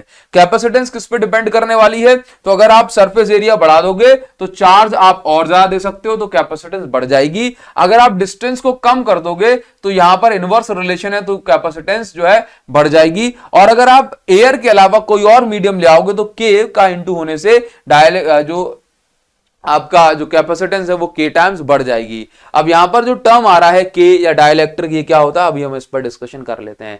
देखिए जरा डाइलेक्ट्रिक क्या होता है, बेसिकली अगर हम देखें कि ये हमारे पास एक पैरेलल प्लेट कैपेसिटर है, ठीक, हम चाहते हैं कि इसकी कैपेसिटेंस को बहुत ज्यादा बढ़ा दिया जाए, तो अभी हमें कुछ ऐसा करना पड़ेगा कि हम और ज्यादा चार्ज इस कैपेसिटर को दे सकें। तो ऐसा करने के लिए हम क्या करते हैं कि इस प्लेट के बीच में एक ऐसा मटेरियल भरते हैं जो कि हमारा इंसुलेटिंग मटेरियल होता है। कैसा होता है, जो हमारा इंसुलेटिंग मटेरियल होता है। अगर मान के चलो कि मैंने इसमें पहले सिंपल एयर थी, अब मैंने इसमें कोई और मटेरियल भर दिया, तो जब मैं किसी और मटेरियल को भरता हूं जैसे कि पेपर हो गया, कॉटन हो गया, वैक्स हो गई, तो क्या होता है कि ये जो ऑलरेडी जो इलेक्ट्रिक फील्ड उसके अंदर बन रही थी ई नॉट, अब इसकी इलेक्ट्रिक फील्ड या इस प्लेट के पॉजिटिव चार्ज के कारण यहां पे माइनस चार्ज इकट्ठा हो जाता है, और इस साइड इस नेगेटिव कारण यहां पर पॉजिटिव चार्ज इकट्ठा हो जाता है। तो इसके अंदर भी क्या बनती है, इसके अंदर भी, इस मटेरियल के अंदर भी बनती है इलेक्ट्रिक फील्ड, जिसको हम बोलते हैं electric field due to polarisation. तो अभी क्या होता है कि इसकी इलेक्ट्रिक फील्ड बन रही है, ठीक है। तो बेसिकली जो इलेक्ट्रिक फील्ड है, ओवरऑल इलेक्ट्रिक फील्ड, यहां पर ये क्या हो गई, पहले इलेक्ट्रिक फील्ड कितनी थी, ई नॉट, कितनी थी, ई नॉट। अब इस मटेरियल के अंदर भी एक इलेक्ट्रिक फील्ड बन रही है जो कि ओरिजिनल इलेक्ट्रिक फील्ड की ऑपोजिट डायरेक्शन में है। तो ओवरऑल इलेक्ट्रिक फील्ड क्या हो जाती है, कम हो जाती है। और आपने अभी इस रिलेशन को देखा कि E is equal to dv upon dr होता है, तो यहां से आप ये समझिए कि इलेक्ट्रिक फील्ड और ये जो पोटेंशियल डिफरेंस ये डायरेक्टली प्रोपोर्शनल होते हैं। अगर इलेक्ट्रिक फील्ड ज्यादा होती है तो पोटेंशियल डिफरेंस भी ज्यादा होता है। और आपने यहां पर देखा Q अपॉन V, ऐसा देखा, तो अगर पोटेंशियल डिफरेंस ज्यादा होगा तो कैपेसिटेंस कम हो जाएगी। तो बेसिकली हम ऐसा बोलते हैं कि अगर आपने क्या देखा कि डाइलेक्ट्रिक मटेरियल के आ जाने से ओवरऑल इलेक्ट्रिक फील्ड कम हो रही है, तो अगर इलेक्ट्रिक फील्ड कम होगी तो पोटेंशियल डिफरेंस कम हो जाएगा, और अगर पोटेंशियल डिफरेंस कम हो जाएगा तो कैपेसिटेंस बढ़ जाएगी। तो इस तरह से हम बोलते हैं कि डाइलेक्ट्रिक इंसर्ट कराने से जो कैपेसिटेंस होती है वो बढ़ जाती है। अब ये डाइलेक्ट्रिक क्या होता है? डाइलेक्ट्रिक ऐसे मटेरियल होते हैं, इंसुलेटिंग मटेरियल होते हैं, जो इलेक्ट्रिक फील्ड में रखे जाने पर पोलराइज हो जाते हैं। ठीक है, इलेक्ट्रिक फील्ड में रखने पर पोलराइज हो जाते हैं, मतलब इनके अंदर नेगेटिव और पॉजिटिव चार्ज सेपरेट हो जाते हैं, तो ये इलेक्ट्रिक इफेक्ट शो करते हैं। तो बेसिकली डाइलेक्ट्रिक ऐसे इंसुलेटिंग मटेरियल होते हैं जो इलेक्ट्रिक फील्ड में रखे जाने पर इलेक्ट्रिक इफेक्ट शो करने लगते हैं, अपने अंदर एक जो ऑपोजिट डायरेक्शन में इलेक्ट्रिक फील्ड बनाने लगते हैं। तो डाइलेक्ट्रिक में कौन कौन आता है? जैसे कि एयर भी डाइलेक्ट्रिक मटेरियल है, ठीक है, इसके अलावा पेपर भी डाइलेक्ट्रिक मटेरियल है, वैक्स भी डाइलेक्ट्रिक मटेरियल है। तो इस तरह से ये जो डाइलेक्ट्रिक मटेरियल के आने से जो नेट इलेक्ट्रिक फील्ड होती है वो कम हो जाती है, जिससे पोटेंशियल डिफरेंस कम हो जाता है, जिससे आप और ज्यादा चार्ज देकर कैपेसिटेंस बढ़ा सकते हैं। आई होप आपको समझ में आया होगा। तो अभी हमें क्या करना है? अभी हमें capacitance of A parallel plate capacitor, मतलब अब हमें कैपेसिटेंस निकालनी है पैरेलल प्लेट कैपेसिटर की, लेकिन इस बार हम प्लेट के बीच में एक डाइलेक्ट्रिक इंसर्ट करेंगे। ठीक है, डाइलेक्ट्रिक स्लैब को इंसर्ट करेंगे। तो हमने ये सब कुछ लिख के रखा है इसमें कि हम जो है डाइलेक्ट्रिक स्लैब जो है इसकी थिकनेस T होगी, दोनों प्लेट के बीच की डिस्टेंस D होगी, ये सारी बातें हमने यहां पर लिखी हुई हैं। ठीक, नाउ ठीक है, तो यहां पर मैं एक डायग्राम बनाता हूं। तो लेट्स से ये मेरे पास प्लेट है और ये, अच्छा देखना जरा, ये मेरे पास प्लेट है, ये एक प्लस चार्ज हो गया और यहां पर ये माइनस चार्ज हो गया। ये वाली प्लेट को हमने अर्थिंग करके रखी हुई है, ठीक है नाउ। और उसके बाद यहां पर इसके बीच में मैंने एक डाइलेक्ट्रिक स्लैब रख दी। डाइलेक्ट्रिक स्लैब मतलब डाइलेक्ट्रिक का एक पीस छोटा सा, ठीक है। चलिए नाउ अभी क्या होता है कि पहले इस मीडियम में जो इलेक्ट्रिक फील्ड थी वो सिर्फ और सिर्फ एयर में थी। कहां पे थी? एयर में, क्योंकि पहले एयर ही थी। अब जो है सबसे अच्छा, और डिस्टेंस की बात करें तो टोटल डिस्टेंस कितनी थी? D, और इसकी डिस्टेंस कितनी है? स्लैब की थिकनेस कितनी है? T। स्लैब की थिकनेस कितनी है? T। तो अभी आप ये देखेंगे कि स्लैब के अंदर भी, स्लैब भी क्या है? डाइलेक्ट्रिक है। तो स्लैब के अंदर क्या होगा? ये एक उल्टी इलेक्ट्रिक फील्ड बनने लगेगी। इसको हम नाम देंगे electric field due to polarization. Electric field due to polarization, क्योंकि यहां पे क्या हो गया? यहां पे पोलराइजेशन हो गया, प्लस चार्ज अलग हो गया और माइनस चार्ज अलग हो गए। तो आप ये देखेंगे कि पोटेंशियल डिफरेंस का फॉर्मूला अभी मैंने आपको क्या बताया था? Electric field into distance. देखो सिंपल सी बात कि यहां पर चार्ज, फिर से चार्ज की हम बात करेंगे तो चार्ज फिर से कितना हो जाएगा? Q is equal to sigma into a, charge तो प्लेट पर होता है, ठीक है। पोटेंशियल डिफरेंस मुझे कैलकुलेट करना है। कैपेसिटेंस का फॉर्मूला क्या हो जाएगा? वही हो जाएगा C is equal to Q upon V। तो अब मुझे V निकालना है, सारा काम बन जाएगा। अब V का फॉर्मूला क्या होता है? Electric field into distance. अब आप यहां पे देखो कितनी इलेक्ट्रिक फील्ड बन रही है। तो बेसिकली ये पहले सिर्फ और सिर्फ क्या था? एयर थी। पहले क्या थी? एयर, ठीक है। लेकिन इस बार एक डाइलेक्ट्रिक स्लैब भी आ गई। क्या आ गई? डाइलेक्ट्रिक स्लैब, जो कि पार्शियली फिल्ड है, आधे एरिया में सिर्फ, आधे वॉल्यूम में सिर्फ फिल्ड है। तो आप क्या देखेंगे कि यहां पर जो है electric field in air into distance, जो पोटेंशियल डिफरेंस का फॉर्मूला होता है ये होता है इलेक्ट्रिक फील्ड इनटू डिस्टेंस। तो आपने यहां पर देखा कि एयर में इलेक्ट्रिक फील्ड बन रही है इनटू जितनी भी डिस्टेंस में एयर है वो डिस्टेंस की वैल्यू हम यहां पे लेंगे, प्लस यहां पे देखो दूसरी इलेक्ट्रिक फील्ड कौन सी है? इस स्लैब में, इस डाइलेक्ट्रिक स्लैब में जो इलेक्ट्रिक फील्ड बन रही है इनटू इस डाइलेक्ट्रिक स्लैब की डिस्टेंस, जिसको हम नाम देते हैं थिकनेस। देखिए जरा, तो आप ये देखो कि ये जो E0 है, एयर वाली इलेक्ट्रिक फील्ड, ये कितनी डिस्टेंस में है? तो पहले थी D डिस्टेंस में, अब ये स्लैब आ गई जिसकी थिकनेस T है, तो हम बोलेंगे E0 है D माइनस T थिकनेस में। अब आप ये देखो कि जो बेसिकली इलेक्ट्रिक फील्ड स्लैब है, स्लैब में जो इलेक्ट्रिक फील्ड बन रही है ये क्या है भाई? E, क्या है? E। अब ध्यान से देखना, अच्छा, और ये E कितनी डिस्टेंस में? तो ये है आपके पास T डिस्टेंस में। कितनी थिकनेस में है? T थिकनेस में। बात समझ में आ रही है ना? अच्छा, ये E कितना होता है देखना जरा। तो मैं ऐसे बोल सकता हूं कि जो इलेक्ट्रिक फील्ड ड्यू पोलराइजेशन है ये कितनी है, original electric field E not minus, या मैं ऐसे बोल दूं कि भाई इसके अंदर, इस मटेरियल के अंदर नेट इलेक्ट्रिक फील्ड कितनी बची, net electric field inside material. तो आप देखना ओरिजिनल इलेक्ट्रिक फील्ड कहां है, इस साइड है, ओरिजिनल इलेक्ट्रिक फील्ड इस साइड है और इलेक्ट्रिक फील्ड पोलराइजेशन इस साइड है। तो अगर ओरिजिनल इलेक्ट्रिक फील्ड 100 है और पोलराइजेशन के कारण इलेक्ट्रिक फील्ड 60 बचती है, तो नेट इलेक्ट्रिक फील्ड इस मटेरियल में कहां होगी, इसी साइड होगी ना, ठीक है, जिसको हम नाम दिया ई। तो ई जो हो गया वो कितनी डिस्टेंस में हो गई, टी डिस्टेंस में। आसान भाषा में समझ लो, दिमाग पे लोड लेने की जरूरत नहीं है। मैंने कहा कि इस जो है सिस्टम में दो जगहों पर इलेक्ट्रिक फील्ड बन रही है, एक तो एयर में और इस मटेरियल में। क्लियर, एयर में जो इलेक्ट्रिक फील्ड है उसका इंटू हम डिस्टेंस से करेंगे। तो एयर कितनी डिस्टेंस में है, पहले थी डी में, अब आ गई जो है टी में, स्लैब आ गया तो डी माइनस टी में एयर है। अब क्या हो रहा है कि स्लैब में electric field, net electric field slab में, देखो ये तो हो गई पोलराइजेशन की इलेक्ट्रिक फील्ड इस डायरेक्शन में, लेकिन पोलराइजेशन की इलेक्ट्रिक फील्ड कम है ओरिजिनल इलेक्ट्रिक फील्ड से। मान के चलो पोलराइजेशन की इलेक्ट्रिक फील्ड 30 है और ओरिजिनल इलेक्ट्रिक फील्ड 50 है, तो ओवरऑल जो इलेक्ट्रिक फील्ड होगी इसके अंदर वो कितनी होगी, 20, 30 और मेन 50, तो ओवरऑल कितनी होगी 20, वो भी इसी साइड। इसलिए इलेक्ट्रिक फील्ड को हमने ऐड करा तो E इंटू डिस्टेंस, और स्लैब की डिस्टेंस कितनी है, T, कितनी है, T। नाउ तो अब आप ये देखिए यहां पे कि E को हम क्या लिख सकते हैं, E नॉट बाय के। हमेशा याद रखो कि डाइलेक्ट्रिक के आ जाने से इलेक्ट्रिक फील्ड कम हो जाती है, और कितनी कम हो जाती है, जितनी उस डाइलेक्ट्रिक मटेरियल की वैल्यू होती है, जिसको हम बोलते हैं डाइलेक्ट्रिक कांस्टेंट या के। नाउ तो ई नॉट की वैल्यू क्या होती है, सिग्मा अपॉन एप्सिलॉन नॉट, यहां पे भी सिग्मा अपॉन एप्सिलॉन नॉट, और के अपॉन में तो यहां पे ऐसे एज इट इज रखा। तो वी की जो वैल्यू आ गई वो कुछ इस तरीके से आ गई कि sigma upon epsilon not common, D minus T plus के, ठीक है, टी अपॉन के। नाउ तो यहां पर कैपेसिटेंस का फाइनल फॉर्मूला क्या बन गया, C is equal to Q upon V, और Q की वैल्यू को आपने सिग्मा इंटू ए लिखा और V की वैल्यू आपने एज इट इज पुट करी, और कैपेसिटेंस का जो फाइनल फॉर्मूला बन गया that is D minus T plus T upon के, और यहां पर जो डेरिवेशन होता है यह आपका समाप्त हो जाता है, मतलब फिनिश हो जाता है।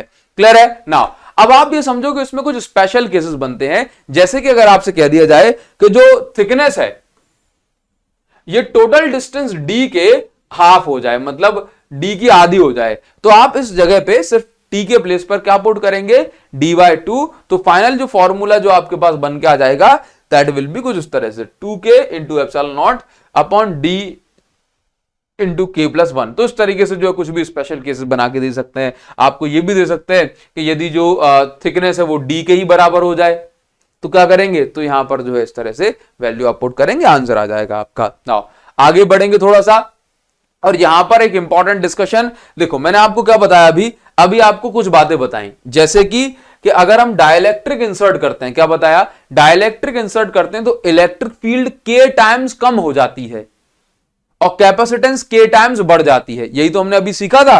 चलिए तो अभी हम इस चीज को यहां पर डिस्कशन करेंगे, और ये बहुत जरूरी चीजें हैं। जैसे कि यहां पर एक जो है कॉन्सेप्ट होता है कि डाइलेक्ट्रिक का कैपेसिटेंस पर क्या इफेक्ट है, और अलग अलग केसेस में इसको स्टडी करा जाता है। मतलब अगर हमारे पास कैपेसिटर है और कैपेसिटर में बैटरी कनेक्टेड है तो क्या कंडीशन बनेगी, अगर आपने कैपेसिटर में, ऐसा बोल सकता हूं, कैपेसिटर में बैटरी आपने निकाल के रख दी है फिर डाइलेक्ट्रिक इंसर्ट करा तो क्या क्या कंडीशन बनने वाली हैं, यही सारी चीजों को अभी हम समझते हैं। देखो मैंने आपसे क्या कहा कि डाइलेक्ट्रिक इंसर्ट करने से इलेक्ट्रिक फील्ड के टाइम्स क्या हो जाती है, कम हो जाती है, जिससे कैपेसिटेंस के टाइम्स बढ़ जाता है। ठीक है, लेकिन मैं आपसे क्या कह रहा हूं कि ये जो चीजें हैं ना, ये डिपेंड करती है, बैटरी आपने निकाल के रखी है, बैटरी आपने जो है लगा के रखी है, तो ये सारी चीजें हम बातें करेंगे। तो मान के चलो कि सबसे पहले हमें समझना है कि वैल्यूज विदाउट डाइलेक्ट्रिक। तो मान के चलो मेरे पास एक कैपेसिटर होगा और इस कैपेसिटर में हमने क्या रखा है कि भाई ये हमारे पास ये कैपेसिटर है। अब हम बात कर रहे हैं कि हमने जो है अभी कोई डाइलेक्ट्रिक वगैरह नहीं डाला है, इसमें नॉर्मल एयर ही है, कोई और मीडियम हमने इसमें इंसर्ट नहीं करा। तो मान के चलो कि अभी इसकी प्लेट पर कितना चार्ज हुआ, हमने कहा इसकी प्लेट पर चार्ज हुआ Q0, और इसके बीच में जो इलेक्ट्रिक फील्ड बन रही होगी दैट विल बी E0। दोनों प्लेट्स के बीच में जो पोटेंशियल डिफरेंस होगा that will be V naught. तो कैपेसिटेंस आ जाएगी सी नॉट, मतलब Q naught by B.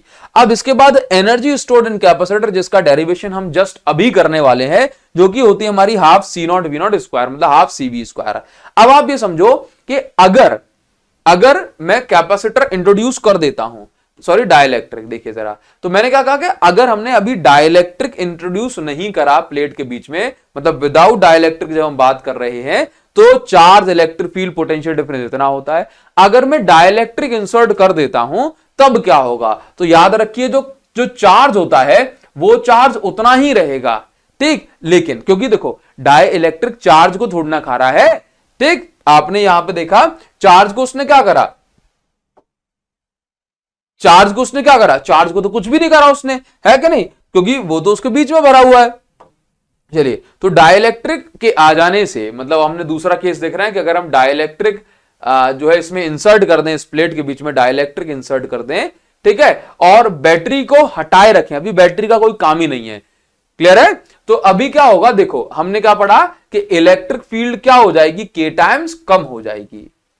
Okay, now आपने अभी ये भी जान लिया कि इलेक्ट्रिक फील्ड अगर के टाइम्स कम होगी तो हमने पढ़ा है कि पोटेंशियल डिफरेंस भी के टाइम्स कम हो जाएगा, और कैपेसिटेंस क्या हो जाएगी, के टाइम्स बढ़ जाएगी। आप सिंपल सी बात याद रखिए भाई, कैपेसिटेंस का फॉर्मूला होता है Q naught by V naught. हमने क्या पढ़ा कि जो पोटेंशियल डिफरेंस के टाइम्स कम हो जाएगा, पोटेंशियल डिफरेंस क्या हो जाएगा, के टाइम्स कम हो जाएगा, तो कैपेसिटेंस के टाइम्स बढ़ जाएगी। आसान भाषा में यही समझिए कि डाइलेक्ट्रिक के इंसर्ट करने से कैपेसिटेंस बढ़ जाती है के टाइम्स। अच्छा, अब यहां पे देखो एनर्जी का फॉर्मूला होता है हाफ सी वी स्क्वायर। तो आप यहां पर देखें कि भाई जो एनर्जी जो होगी ये क्या हो जाएगा, 1/2 सी वी स्क्वायर। तो भाई सी जो है कैपेसिटेंस क्या हो जाएगी, डाइलेक्ट्रिक इंसर्ट करने से के टाइम्स बढ़ जाएगी, और वी स्क्वायर, वी क्या हो जाएगा भाई, वी स्क्वायर मतलब, ठीक है, और वी स्क्वायर का मतलब है वी नॉट स्क्वायर अपॉन के स्क्वायर, मतलब कैपेसिटेंस जो है थोड़ा सा जो गड़बड़ कर रहा है पैनल, तो कैपेसिटेंस के टाइम्स बढ़ जाएगी। तो सी की जगह मैं लिखा, वेट मक्खी वक्की तो नहीं कहीं बैठी है, चलिए सी नॉट इंटू के इंटू, आप यहां पर देखेंगे कि कितना हो जाएगा, बी की जगह मैं लिखूंगा वी नॉट स्क्वायर अपॉन के स्क्वायर। तो यहां से आप अल्टीमेटली देखेंगे कि जो पोटेंशियल एनर्जी हो जाएगी ये के टाइम्स कम हो जाएगी, क्योंकि देखो ये वाले के से के कैंसिल हो जाएगा, तो पोटेंशियल एनर्जी क्या हो जाएगी, के टाइम्स कम हो जाएगी। क्लियर है नाउ, तो बस अब यहां पर आपको ये चीज समझनी है कि पोटेंशियल एनर्जी के टाइम्स कम हो जाएगी अगर आप डाइलेक्ट्रिक इंसर्ट करते हैं। तो अब आप यहां पर देख लो कि अब क्या हो रहा है कि आपने डाइलेक्ट्रिक इंसर्ट भी करा है और बैटरी भी कनेक्टेड रखी है। तो याद रखो बैटरी का काम होता है पोटेंशियल डिफरेंस को मेंटेन करना। हाँ, अब सुनो, आपने डाइलेक्ट्रिक इंसर्ट करा है, डाइलेक्ट्रिक इंसर्ट करा है कि नहीं करा, डाइलेक्ट्रिक इंसर्ट करा है। डाइलेक्ट्रिक इंसर्ट करने से क्या हो जाता है कि भाई पोटेंशियल डिफरेंस जो है मेंटेन रहता है, पोटेंशियल डिफरेंस, सॉरी आपने बैटरी इस बार लगा दी, तो बैटरी लगाने से बैटरी का काम ही होता है टू मेंटेन पोटेंशियल डिफरेंस, तो पोटेंशियल डिफरेंस मेंटेन होगा, तो इलेक्ट्रिक फील्ड भी क्या होगी, मेंटेन होगी। क्लियर नाउ, इसके बाद जो चार्ज होता है वो चार्ज, क्योंकि देखो डाइलेक्ट्रिक इंसर्ट करा तो जनरली क्या होता है, जनरली जो पोटेंशियल डिफरेंस है ये कम हो जाता है। तो आप अब देखो डाइलेक्ट्रिक इंसर्ट करा, पोटेंशियल डिफरेंस कम हुआ होगा, लेकिन बैटरी ने पोटेंशियल डिफरेंस मेंटेन करने के लिए और ज्यादा चार्ज दे दिया, तो बैटरी ने क्या करा, पोटेंशियल डिफरेंस कम हुआ होगा डाइलेक्ट्रिक इंसर्ट करने से, लेकिन बैटरी का काम होता है पोटेंशियल डिफरेंस को मेंटेन करना। तो पोटेंशियल डिफरेंस कब मेंटेन हो पाएगा, जब आप चार्ज को बढ़ा देंगे। ठीक है, तो आप ये देखिए कि यहां पर क्या हो जाएगा, चार्ज बढ़ जाएगा तो कैपेसिटेंस भी क्या हो जाएगी, के टाइम्स बढ़ जाएगी। क्लियर, क्योंकि आप यहां पर देखो के का इनटू हो जाएगा ना। चलिए, तो पोटेंशियल एनर्जी भी क्या हो जाएगी, के टाइम्स यहां पर इंक्रीमेंट इसका हो जाएगा। तो आप इन सारी चीजों को यहां पर समझ सकते हैं आसानी से। और अब हम आगे बढ़ेंगे, यहां पर हमें पोटेंशियल एनर्जी का एक डेरिवेशन करना है, तो हम उसको भी कर लेते हैं। देखिए जरा, लेकिन उससे पहले कॉम्बिनेशन ऑफ कैपेसिटर, मेरे हिसाब से स्लाइड बीच में आ गई है, तो हम कॉम्बिनेशन ऑफ कैपेसिटर कर लेते हैं, उसके बाद पोटेंशियल डिफरेंस का डेरिवेशन करेंगे। देखो हम जानते हैं कैपेसिटर को हम दो तरह से कनेक्ट कर सकते हैं, एक सीरीज कॉम्बिनेशन और एक पैरेलल कॉम्बिनेशन। सीरीज कॉम्बिनेशन में क्या होता है, इस तरह से हम कनेक्ट करते हैं, कैपेसिटर का जो साइन है बेसिकली ये होता है, और कैपेसिटेंस C1 हो गई, इसकी कैपेसिटेंस C2 और इसकी कैपेसिटेंस C2 C3, ठीक है। तो ऐसा कनेक्शन हम करें जिसमें एक के बाद एक के बाद एक कैपेसिटर लगा हो, या मैं ऐसा बोलूं कि भाई जो भी चार्ज है हर एक कैपेसिटर में अगर सेम फ्लो होता है, ये जो चार्ज इसमें आया वही चार्ज इसमें आया, वही चार्ज इसमें आया, तो ऐसे कॉम्बिनेशन को हम बोलते हैं सीरीज कॉम्बिनेशन। क्लियर। और अगर कैपेसिटर ऐसे कनेक्ट हमने करा है कि भाई जैसे इन सब की पॉजिटिव प्लेट और इन सब की नेगेटिव प्लेट इस तरह से कनेक्टेड है कि भाई सारी की सारी नेगेटिव प्लेट एक पॉइंट पे और सारी की सारी पॉजिटिव प्लेट एक पॉइंट पे, तो हम ऐसे कॉम्बिनेशन को बोलते हैं पैरेलल कॉम्बिनेशन। पैरेलल कॉम्बिनेशन में हमेशा याद रखिए कि वोल्टेज सेम होता है, क्योंकि सबका जो पॉजिटिव जो प्लेट है वो एक साथ कनेक्टेड है, और सीरीज कॉम्बिनेशन में सभी के अंदर चार्ज सेम होता है। क्या सेम होता है? चार्ज सेम होता है, ठीक है। तो सबसे पहले हम आगे बढ़ेंगे और हम बात करेंगे सीरीज कॉम्बिनेशन ऑफ कैपेसिटर की। तो मान के चलो ये मेरे पास एक कैपेसिटर है, इसमें जो है इसके अक्रॉस देखो, जैसे मान के चलो ये मेरे पास एक बैटरी है, जिसका पोटेंशियल डिफरेंस कितना होगा V। अब ये जो V पोटेंशियल डिफरेंस है तीनों कैपेसिटर के अक्रॉस डिस्ट्रीब्यूट हो जाएगा। इसके across potential difference V1, V2 और V3, इसकी कैपेसिटेंस C1, C2 और C3। हम यहां पर देखेंगे कि कौन डिस्ट्रीब्यूट हो रहा है पोटेंशियल डिफरेंस। तो इन सबके अक्रॉस कौन सेम है? इन सबके अक्रॉस चार्ज सेम है। कौन सेम है? चार्ज। तो हमने कहा सीरीज कॉम्बिनेशन की अगर हम बात करते हैं तो आपने यहां पर देखा जो पोटेंशियल डिफरेंस V है ये तीन पार्ट में डिस्ट्रीब्यूट हो गया, और जो V को हम लिख सकते हैं Q बाय C, V1 को हम लिख सकते हैं Q बाय C1, Q1 नहीं लिखेंगे क्योंकि चार्ज तो तीनों के अक्रॉस सेम है कि नहीं। इसी को हमने लिखा Q बाय C2 और इसको हमने लिखा Q बाय C3। तो यहां पर आप क्या देखेंगे कि Q से तो इन सब का Q कैंसिल हो जाएगा, तो आप भी देखेंगे 1/C = 1/C1 plus 1/C2 plus 1/C3। तो जो इक्विवेलेंट कैपेसिटेंस आ जाती है, अगर हम तीनों को सीरीज में कनेक्ट करते हैं तो इन तीनों के बदले जो कैपेसिटेंस, इन तीनों की मिला जुला करके जो कैपेसिटेंस होती है, जो इफेक्टिव कैपेसिटेंस होती है, इसका फॉर्मूला बनता है 1/C = 1/C1 plus 1/C2 plus 1/C3।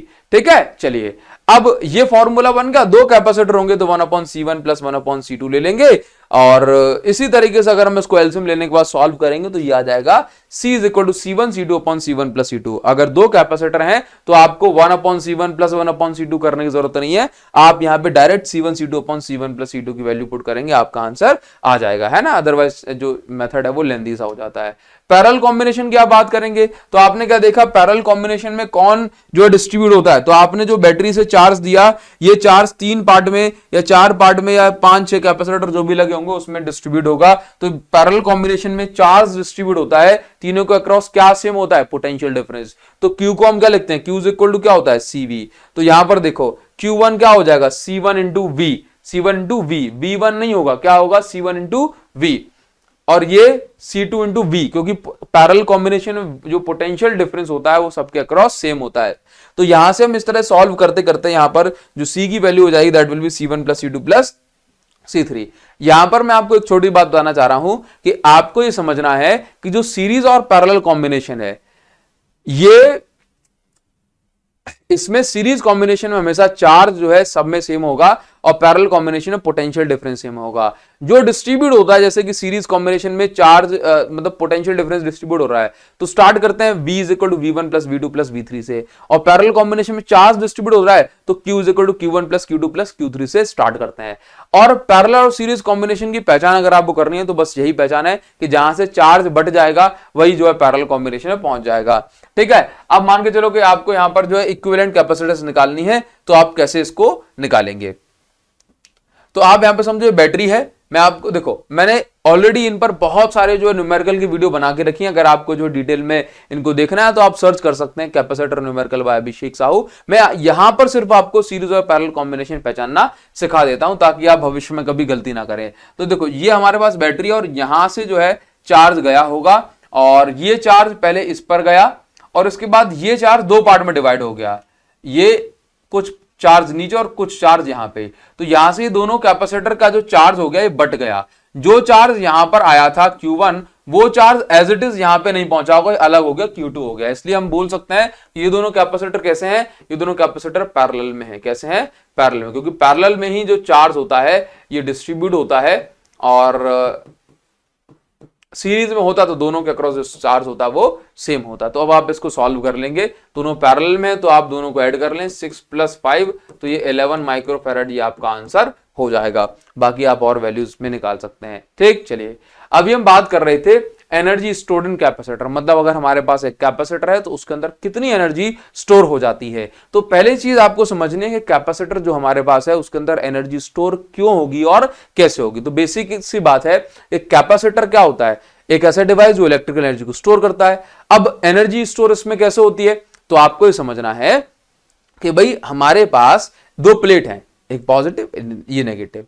अभी स्टार्टिंग में तो दोनों के पास कोई चार्ज होगा नहीं, सिंपल सी बात है, स्टार्टिंग में दोनों के पास कोई चार्ज नहीं होगा। हम दोनों को बैटरी से चार्ज करेंगे। तो स्टार्टिंग में हमने माना कि भाई इन दोनों के पास कोई भी चार्ज नहीं था। एनर्जी कैसे आती है, मैं इसका कॉन्सेप्ट आपको समझाता हूं। तो आप यहां पर समझिए कि ये मेरे पास एक प्लेट है, स्टार्टिंग में इस पे जीरो चार्ज है, जीरो चार्ज है, ठीक है। अल्टीमेटली इस पे क्या हो जाएगा, इस पे आ जाएगा आपके पास +Q चार्ज और इस पे आ जाएगा -Q चार्ज। तो स्टार्टिंग में 0 0 charge, finally +Q -Q charge आ जाएगा। तो होता क्या है, जैसे मान के चलो मैंने एक बैटरी कनेक्ट करके रखी हुई है। अब बैटरी कनेक्ट करके रखी तो ये बैटरी का प्लस टर्मिनल, ये बैटरी का माइनस टर्मिनल।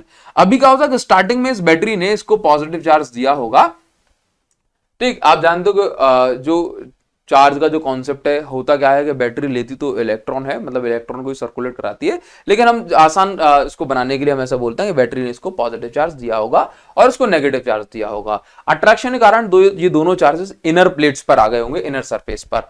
तो अभी क्या होता है कि बैटरी अब इसको और पॉजिटिव चार्ज देने की कोशिश करती है। लेट्स से एक छोटा चार्ज DQ दिया होगा बैटरी ने इसको, ठीक है। या मैं ऐसे बोल सकता हूं कि चलो मैं इसको कोई नाम देता हूं, मैंने कहा इसको छोटा चार्ज दिया होगा। तो इस पॉजिटिव चार्ज ने इस चार्ज को जो यहां से आ रहा है इसको रिपेल करा होगा।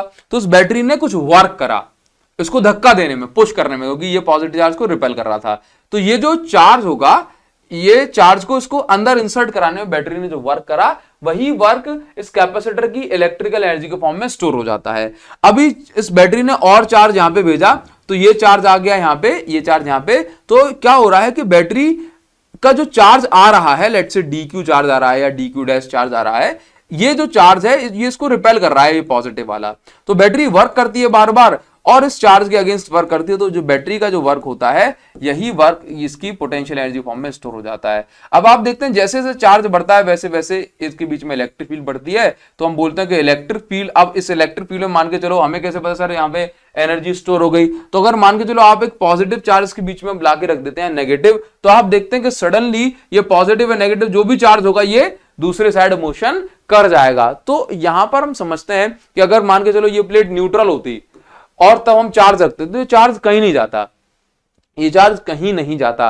तो पहले इसके पास एनर्जी नहीं थी इसलिए नहीं गया, लेकिन हमने देखा कि इलेक्ट्रिक फील्ड बढ़ने से ये चार्ज क्या हो रहा है, ये चार्ज इधर उधर मूव कर रहा है। तो उसका मतलब ये चार्ज मोशन कर रहा है, इसका मतलब यह हुआ कि यहां पर एनर्जी आ गई। तो आपको यह समझना है कि बैटरी जब चार्ज करती है तो क्या होता है कि बैटरी को चार्ज करते समय कुछ वर्क करना पड़ता है to insert this charge to the plate, और यही वर्क बैटरी की और यही वर्क जो है कैपेसिटर की एनर्जी या कहूं पोटेंशियल एनर्जी को में स्टोर हो जाता है। और ये जो एनर्जी है इलेक्ट्रिक फील्ड में आती है और इलेक्ट्रिक फील्ड पूरे वॉल्यूम में बनती है, चार्ज सिर्फ और सिर्फ सरफेस पे होता है, तो एनर्जी पूरे वॉल्यूम में होती है। अच्छा, अगर मैं बात करूं इसकी चार्जिंग स्टेज की, तो उसकी 3 चार्जिंग स्टेज होती हैं। एक स्टेज होती है इनिशियल स्टेज, जिसकी जब दोनों प्लेट पर चार्ज 0 0 होता है। एक स्टेज होती है इंटरमीडिएट स्टेज, जब प्लेट पर कुछ भी चार्ज कुछ पर्टिकुलर इंस्टेंट ऑफ टाइम पर ये चार्ज रहा होगा Q' और इस पे चार्ज रहा होगा -Q', और फाइनल स्टेज आते आते इस पे चार्ज हो गया होगा +Q और इस पे फुली चार्ज हो गया होगा -Q। तो जब हम इंटरमीडिएट स्टेज में होते हैं तो हम ये मानते हैं कि भाई जब हम इन प्लेट को चार्ज कर रहे हैं, कैपेसिटर को चार्ज कर रहे हैं, तो इस समय जो छोटा सा जो पार्ट जो चार्ज का पहुंच रहा है, इसको हमने नाम दिया DQ'।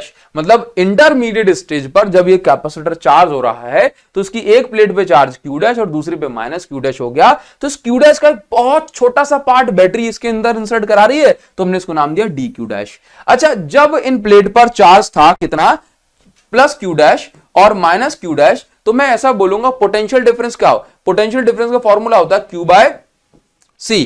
ठीक, तो पोटेंशियल डिफरेंस इस टाइम पर कितना होगा, V dash is equal to Q dash by C, Q dash by C, capacitance तो फिक्स होती है कि नहीं, तो वी डैश इंटरमीडिएट स्टेज पर कितना रहा होगा, इतना। अच्छा, अगर मुझे निकालना है डीडब्ल्यू वर्क, तो वर्क अगर मैं कर रहा हूं इस dq डैश चार्ज को इंसर्ट कराने में, तो वर्क का फॉर्मूला होता है पोटेंशियल डिफरेंस इनटू कितना चार्ज आप लेके जा रहे हो। तो इंटरमीडिएट स्टेज पर दोनों प्लेट्स के बीच में जो पोटेंशियल डिफरेंस है वो कितना है, v डैश है, और चार्ज कितना लेके जा रहे हो, dq डैश, तो v डैश की वैल्यू कितनी, q dash by c into dq dash की जगह dq डैश, इंटीग्रेशन कर देंगे, आंसर हो जाएगा।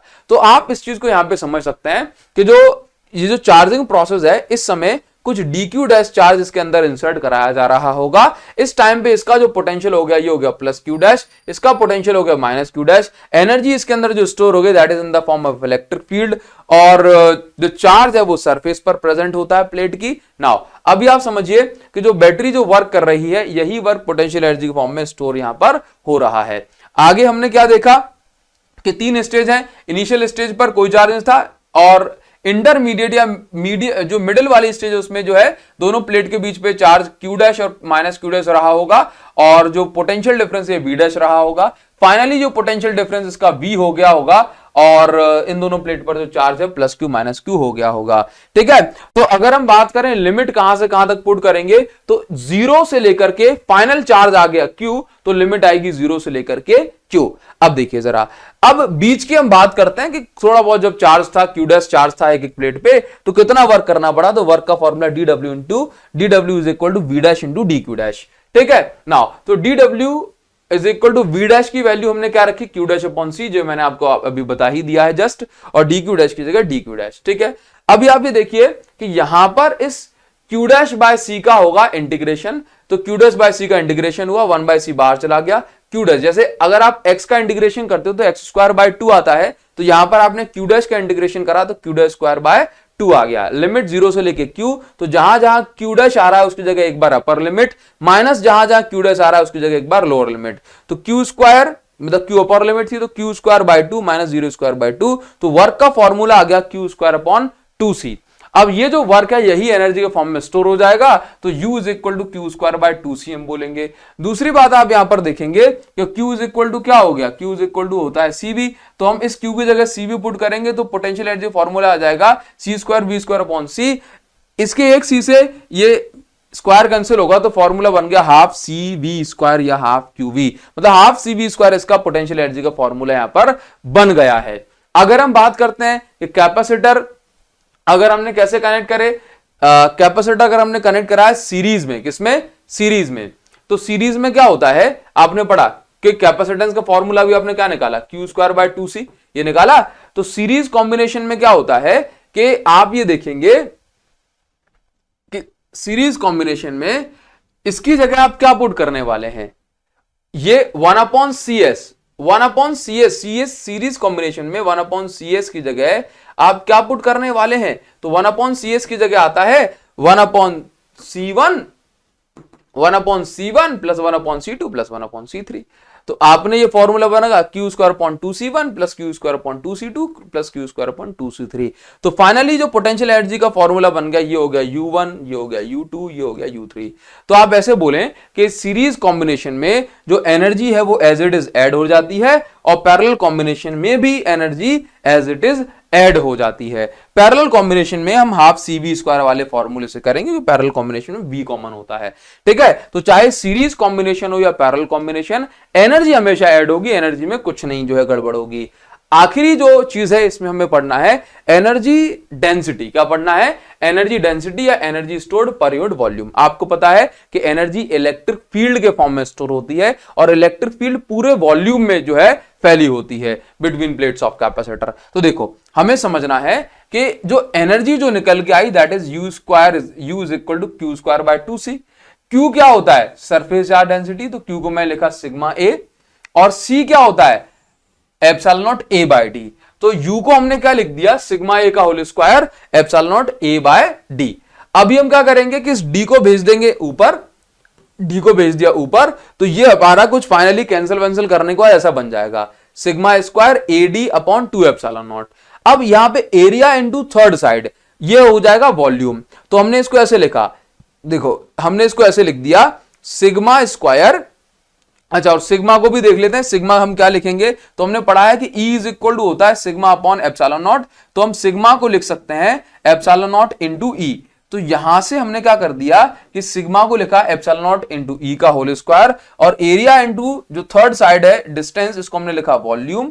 ठीक, तो आप ये देखें कि पोटेंशियल एनर्जी का जो फॉर्मूला है हमने उसको घुमा फिरा के ऐसा लिख दिया एप्सिलॉन नॉट इंटू E का whole square into volume upon 2 epsilon naught. तो ये कुछ ऐसा बन गया इंटू वॉल्यूम। तो epsilon naught 1/2 epsilon naught into E square into volume, ये पोटेंशियल एनर्जी का फॉर्मूला हमने इस तरह से इसको मोड़ दिया। अब आप ये देखें कि मुझे निकालना है potential energy per unit volume या पोटेंशियल एनर्जी डेंसिटी। ठीक है, तो आप इस वॉल्यूम को इसके नीचे भेज दें, तो ये कुछ ऐसा हो जाएगा पोटेंशियल एनर्जी अपॉन वॉल्यूम हो जाएगा। इसके बाद आप ये देखें तो ये वैल्यू क्या बचेगी 1/2 epsilon naught into E square. Then हम इसको नाम दे देंगे एनर्जी डेंसिटी, तो एनर्जी डेंसिटी का फॉर्मूला हो गया half epsilon naught into E square. ये फॉर्मूला बहुत इंपॉर्टेंट है, क्या, half epsilon naught into E square. Then हम आ जाते हैं रीडिस्ट्रीब्यूशन ऑफ चार्ज पे। भाई ये जो फॉर्मूला है ये काफी इंपॉर्टेंट है, आप इसको छोड़ नहीं सकते हैं, epsilon naught into E square. Clear, बस थोड़ा सा कैलकुलेशन काटा पीटी का यहाँ पे काम है। रीडिस्ट्रीब्यूशन ऑफ चार्ज क्या होता है, बहुत ध्यान सुनना। जैसे मान के चलो मेरे पास दो स्फीयर है, एक स्फीयर की कैपेसिटेंस है C1 और इस पे चार्ज आया Q1, तो इसके कारण इसका पोटेंशियल हो गया V1। दूसरा स्फीयर है, इसका इस पर चार्ज है Q2, इसकी कैपेसिटेंस C2, तो इसका पोटेंशियल डिफरेंस हो गया V2। अब देखो होता क्या है कि दोनों के बीच में पोटेंशियल डिफरेंस है, तो अभी क्या होगा कि यहां पर चार्ज का फ्लो होगा from higher potential to lower potential. V2 का पोटेंशियल ज्यादा है तो भाई यहां से यहां तक जाएगा चार्ज, अदरवाइज अगर ये ज्यादा है तो चार्ज यहां से यहां जाएगा। Basically higher potential to lower potential charge का फ्लो होता है। तो हमें यहां पर रीडिस्ट्रीब्यूशन ऑफ चार्ज में कॉमन पोटेंशियल निकालना होता है थोड़ा सा। तो कॉमन पोटेंशियल का मतलब यह है कि जब हम इसको कनेक्ट करेंगे तो पोटेंशियल डिफरेंस होने के कारण चार्ज का फ्लो होगा, और ये चार्ज जब तक फ्लो होता रहेगा, चार्ज का रीडिस्ट्रीब्यूशन जब तक होगा जब तक कि दोनों का जो पोटेंशियल है ये सेम नहीं हो जाता, दोनों कॉमन पोटेंशियल पर नहीं पहुंच जाते। तो आप कॉमन पोटेंशियल यहां पे निकालेंगे, that will B common potential का फॉर्मूला होता है total charge upon total time. तो टोटल चार्ज क्या है दोनों पे, Q1 प्लस Q2, और टोटल कैपेसिटेंस कितनी है, total charge upon total capacitance मुझे बोलना चाहिए। टोटल कैपेसिटेंस कितनी है C1 प्लस C2।